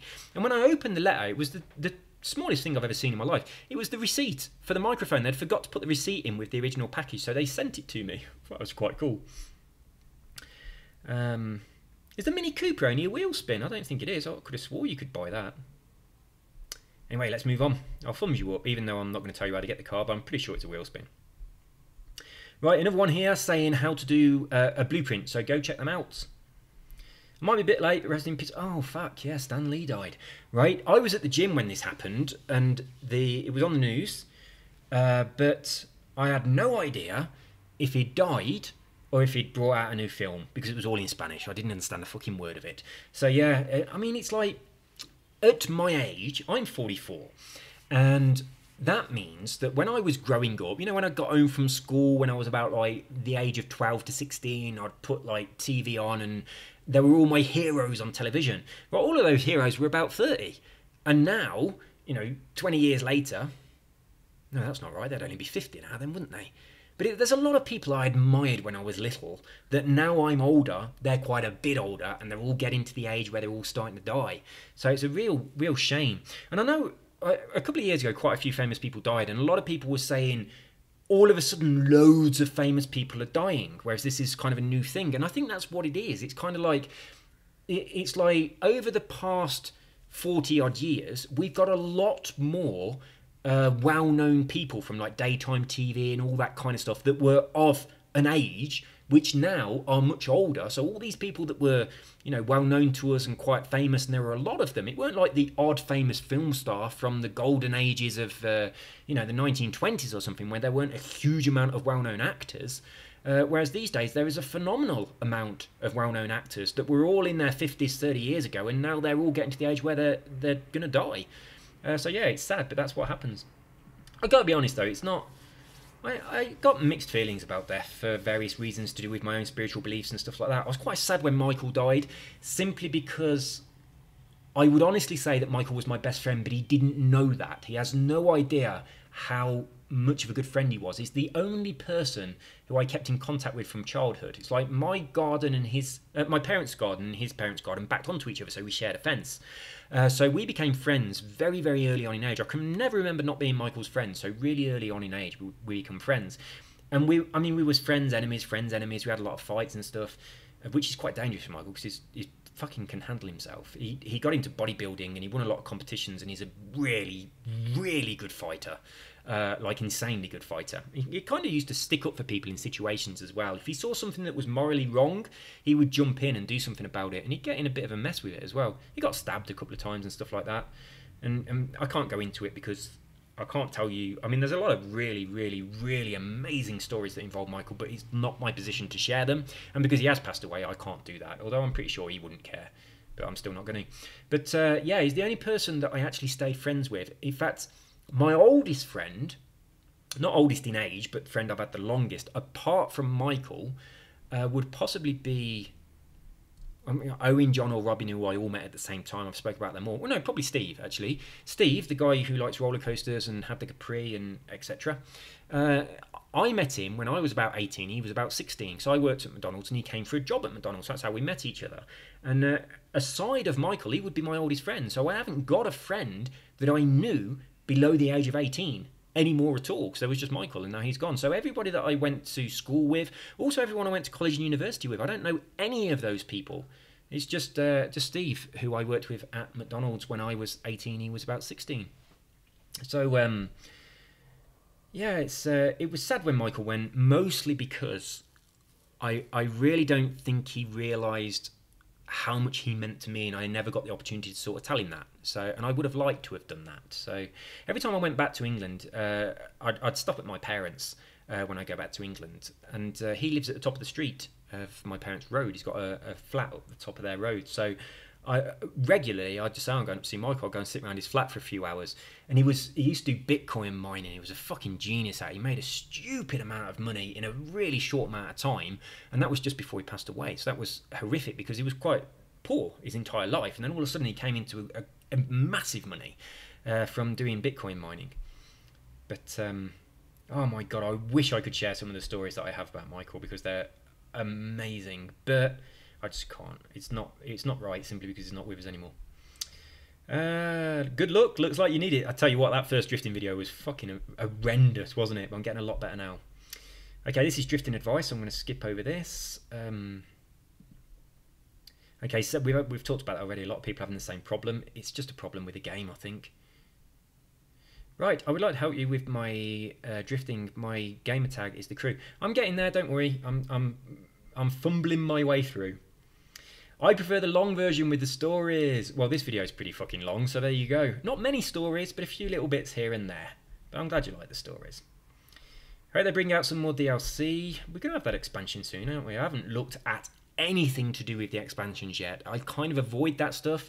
And I kept saying that I was going to, but I haven't looked at anything. Well, I've got an alert saying XMY1 is now playing Fallout 76. Does that mean that mine's downloaded? Let me just grab my controller. Let's have a quick look. It must have by now.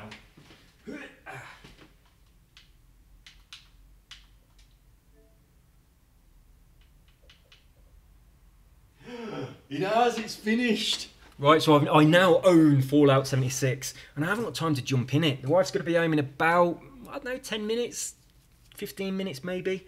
I'm not even going to look at it. Tomorrow, the cleaning woman is here. She always comes on a Friday. And so I always go off to the mall, which is why I normally do these comments on a Friday. Because I normally do them, I mean, I did one while she was here and she had no idea what I was talking about because she didn't speak any English. But when she's here, I don't feel like I can play on the Xbox, so I usually go to the mall and do normal work, taking my laptop with me. So I'm not going to get a chance to touch Fallout 76 until probably about 2:30. No, I can't because I've got to go to the dentist. No! Right, I haven't at all. Probably about 2:30 is when I'll get a chance to actually look at that game for the first time. And on a Friday, my wife always finishes work early as well, so it's only a short amount of time.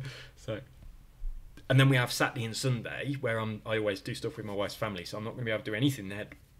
And then in Colombia, excuse me, that burger's trying to escape.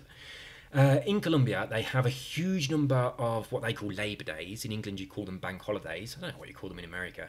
But they have almost double what England has. So you know how we have in England May Day and those things? Well, Colombia has almost double those. And it doesn't matter what day it falls on. Say if it was a Wednesday, they always push it to a Friday or a Monday to make the weekend longer, and then they all get that day off. They have one called Secretary's Day. What the fuck is that? Everyone gets a day off. Well, they have loads of them. Seriously, they have almost double the number that England has, and every single one of them is a day off. So really often in Colombia, you have a long weekend, either a Friday, Saturday, Sunday, or a Saturday, Sunday, Monday. So we always do something special on those. But it does mean that I'm not producing as many videos as I possibly should be. But never mind. I don't know if Monday's a Labour Day or not. I have no idea. It might be. Oh look, this is when I first started getting into that car. Helpful video, keep up the good work. I had to find blueprints, although it's not that great anymore. Right, what's this on about? The blueprints. Hey dude, this has got to be one of your best videos. Very funny and informative too. Thanks for making a video on a subject of blueprints. I get asked loads of questions. I think I'm going back a bit now. This is a week ago. I don't know why they are so difficult to find and navigate. The system's fucked up, isn't it? It really is. I've replied and thumbs it up already, so I'm only going to do a couple more. Because I'll have 10 minutes to have a look at Fallout. Well done, Taylor. I'm not going to do the show more. I'm going to stop on this one. So let's give this one a little bit of attention. So, I don't care about downloads, but you should try using MyTune from the... Oh, I'm seeing what you're saying here. Well, you don't care about people downloading it, but give it a go. The KS Aero Silvia. I have no idea what car that is. GT... is Lexus 23. A lot of my friends who can't drift tried it and said it's great. Also put on manual. I said I weren't going to read out the. I'll do one more. It's to do with drifting, and I'm not gonna download a car specifically for drifting. I kind of like my Morgan, and I kind of just want to get good on doing the BMW anyway. Okay, a bit more about drifting. I'll go down and get past the drifting ones. Another person who's regular, Martin Arscott. I feel like I'm pronouncing that wrong. So, yeah, well done. I'm still struggling. Still much harder than Forza Horizon 3. I didn't try drifting at all in Forza Horizon 3. I didn't play it that much. I didn't kind of like... I always seemed to have to go down the same area, and it didn't seem like it was designed very well, and it put me off the entire game. Yeah, so I imagine that steering wheels and pedals are much more difficult for drifting, but that's what I'm going to do next. But I'm going to get a new steering wheel first because I don't like the one I've got. It's got problems. Here's Titos Meow again. Whoops, didn't mean to do that. Cancel. Ah, you're very welcome. A forum for sharing blueprints. Very welcome. And I'm glad that people are actually doing it, and they're really putting some good comments in there. Wanted, Forza Horizon 4 super rare cars. So this person is called Blunkel D. If you've got cars, they've got cash waiting, so they want your cars. So if you want to contact them on Xbox, that is their name, Blunkel D. So if you've got super rare cars and you're not that worried about keeping them, then have a word because they want them. There's also a way to go to someone's marketplace and see their tracks, tunes, etc. Yeah, it works for some people, doesn't work for other people. Hopefully it's been fixed. Right, that's the person's gamer tag. The exact Goliath race. 1, 3, 5 or 10 laps. Easy on unbeatable. The driver tires that have a 38-mile lap where the Goliath is only 20. So you're doing the Goliath and you are guaranteed to win. I like the Goliath track. I really enjoyed it when I was doing it in the snow with the old vintage cars. It was all slidey, but it was nice. Really enjoyable. Right. Made a little video for you on how I do it. Grab the Hooney truck. So this is how this person drifts. Let's have a quick look, shall we? Right, let's close down by watching how this person drifts. You're not going to get the... I'm only videoing a part of my screen, so you're not going to get all of it. I can drag it across. There we go. 10 minutes long. I'm not watching it all. Who is this, anyway? Zero Bang. 379 subscribers. Oh, when I said earlier I was someone subscriber, I wasn't because the button was red. Let's jump in a bit, shall we? Jesus fucking Christ. Oh, he's a bit loud. Let me turn it down. Oh, look, he's got his telemetry on, so this is all really useful. It's a bit dark, though. Let's get to sunshine. Oh, what was that? Okay. Is he on the lake? Oh, no, it's not the lake. It's just winter on the airstrip, isn't it?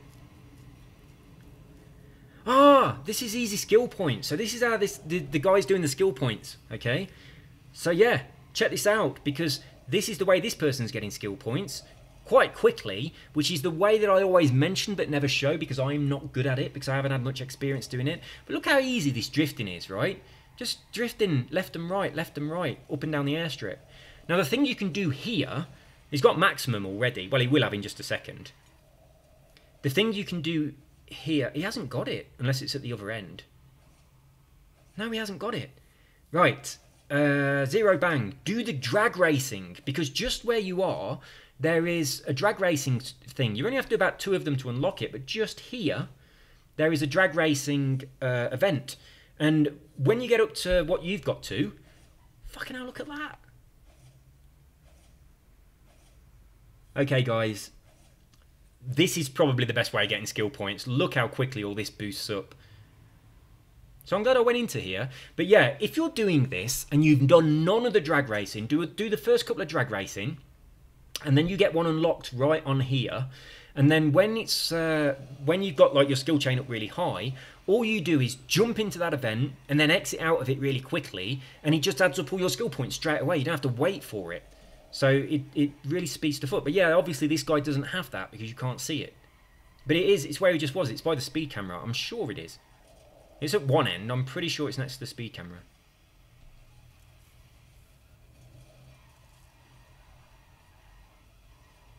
So yeah, if you're looking for a way of getting skill points, this is definitely a way of doing it. So I'll thumbs him up. So you might want to follow this guy. Obviously this video is a very useful video, especially with the telemetry.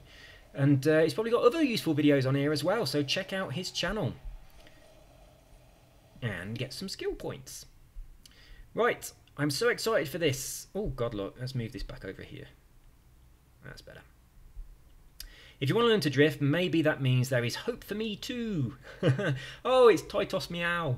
I've also watched Jubs' tutorial and I'm practicing. If you want some drifting inspiration, you should watch Don Joe One Song's video, Gymkhana Train Yard. I'm not going to watch other people's videos. I'm getting better anyway and I'm doing some practicing. Right, this one from Owen is, I have read this. It's just advice on how to do tuning. Look, he's saying Day One Song's tune again. A lot of people mention this person. Don Joe One Song. There he is, fucking kill him. Had me creased. Skill point farming. It's obviously something I said in the video, but I can't remember it. I always wondered why you have chosen to show your weather in Fahrenheit instead of the British standard of Celsius. I don't know. I don't know. Which one do I use normally? Yeah, I normally use Celsius. I don't know. Maybe because I'm in Colombia and that's the way they do it here. I don't know. Drifting is so easy, so sick, and gets in tandems. Yeah, when you're good at it, it is, but we're getting there. It's horrible when you can't do it. Thanks for the video. Could you make a tutorial about how you made that car design? Most people that do design tutorials always go too fast and they leave many things unexplained. Which car? I don't know. Maybe the Mini one? That was fucking ages ago. It was years ago. It's when Forza Horizon 5 first came out. Forza Motorsport 5.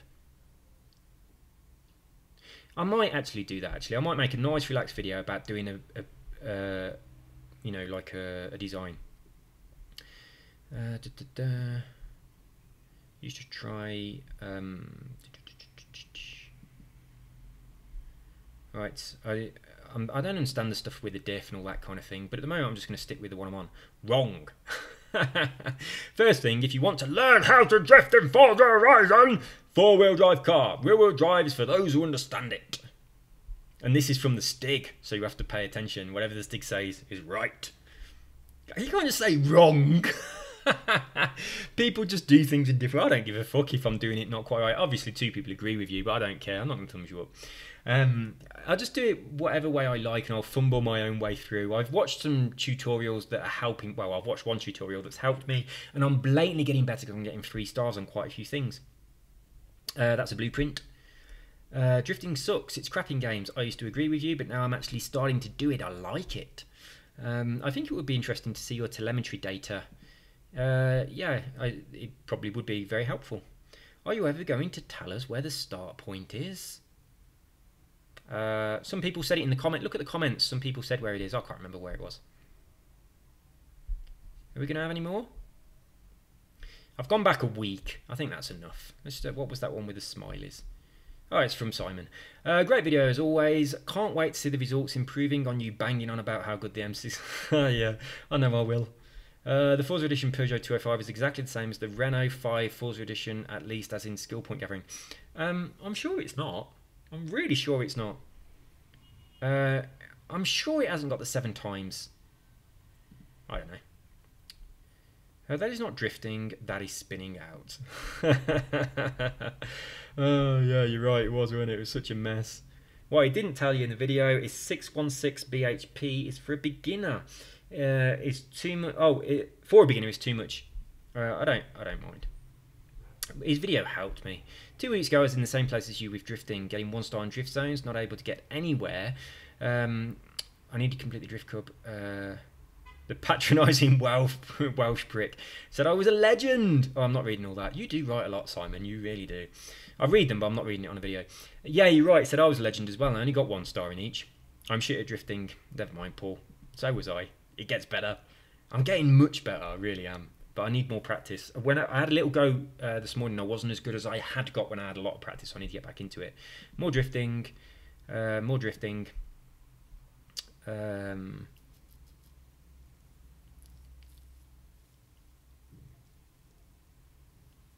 I don't know what you're talking about. Okay. Oh, no, yeah, they were selling for this. That's what they were selling for when I put up the video, but not anymore. But it's just one of those things. If I see something, I'll tell people about it. And if that ruins it, so be it. We get to all share it for a little bit. I'm not one of those people who sees something, exploits it for myself and keeps it a secret. I just want to share it so everyone can benefit from it. And if that process ruins it, then we'll have to find something else. This is drifting as well. This is also drifting. This is drifting.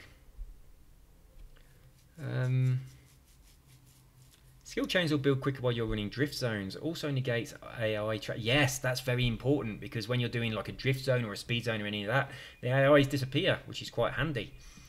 There we go. Another blueprint for you to try. How do you drift? Just counter steering. That's it. Go on then. Cheers, Go Pack Go. Right, I've come for your drifting tutorial. How do you drift? Just counter steer, mate. Right, you done. Bye. Oh, awesome. I don't know why, but you strike me as the sort of person who would put a pork pie on top of your car and then drive away and it'd fall off and you'd be like, oh, fuck, my pork pie. I just don't know why. Well, I don't mean that as an insult at all. It's just I get that impression. It's just counter steering, mate. Right? You counter steer with your right hand and you eat your pork pie with your left hand. Sorted. It's fucking easy. What's your problem? Are you using sim steering? No, I was, but everyone told me not to. They told me to turn it off. I learned to drift by trial and error. That's what I was trying to do. I just kept spinning out. Watch a tutorial, it helps. Good luck. Thank you. A couple of excellent tutorials. I've watched one and it was good. Right. Also, you may know this already, but I've noticed that when you download tunes, you just look at the stats and don't pay attention to what the tune is for. You're right, I don't. But what I've started doing lately is I actually search for a tune and I search for the word drift. And then I look at the ones and I just download the one that looks like it's got the best stuff. Right, we're going to stop here. Good video, keep it up. Thank you very much. Oh, it's Mute. Right, Mute. I went to your... I looked... Right, let's go to this guy's channel. He's got some bass covers. And I went there and had a look at them. And I actually liked them. I subscribed to him as well. So here we go. But Mute, right? I'm not going to play them, but he does a couple of covers. But I want to give you some advice, Mute, right? Watch... Flea, who is the bass guitarist in the Red Hot Chili Peppers. Just Google for Flea, F-L-E-A. I'm pretty sure that's how he spells his name. He's in a couple of films. He's in Back to the Future. He's actually in Back to the Future. But right, he's a fucking amazing bass player. But what makes him so amazing is how much he puts his entire body into his performance. So just watch Flea playing bass guitar. He used to have a tutorial video out years ago with River Phoenix, where they was teaching you how to play the bass.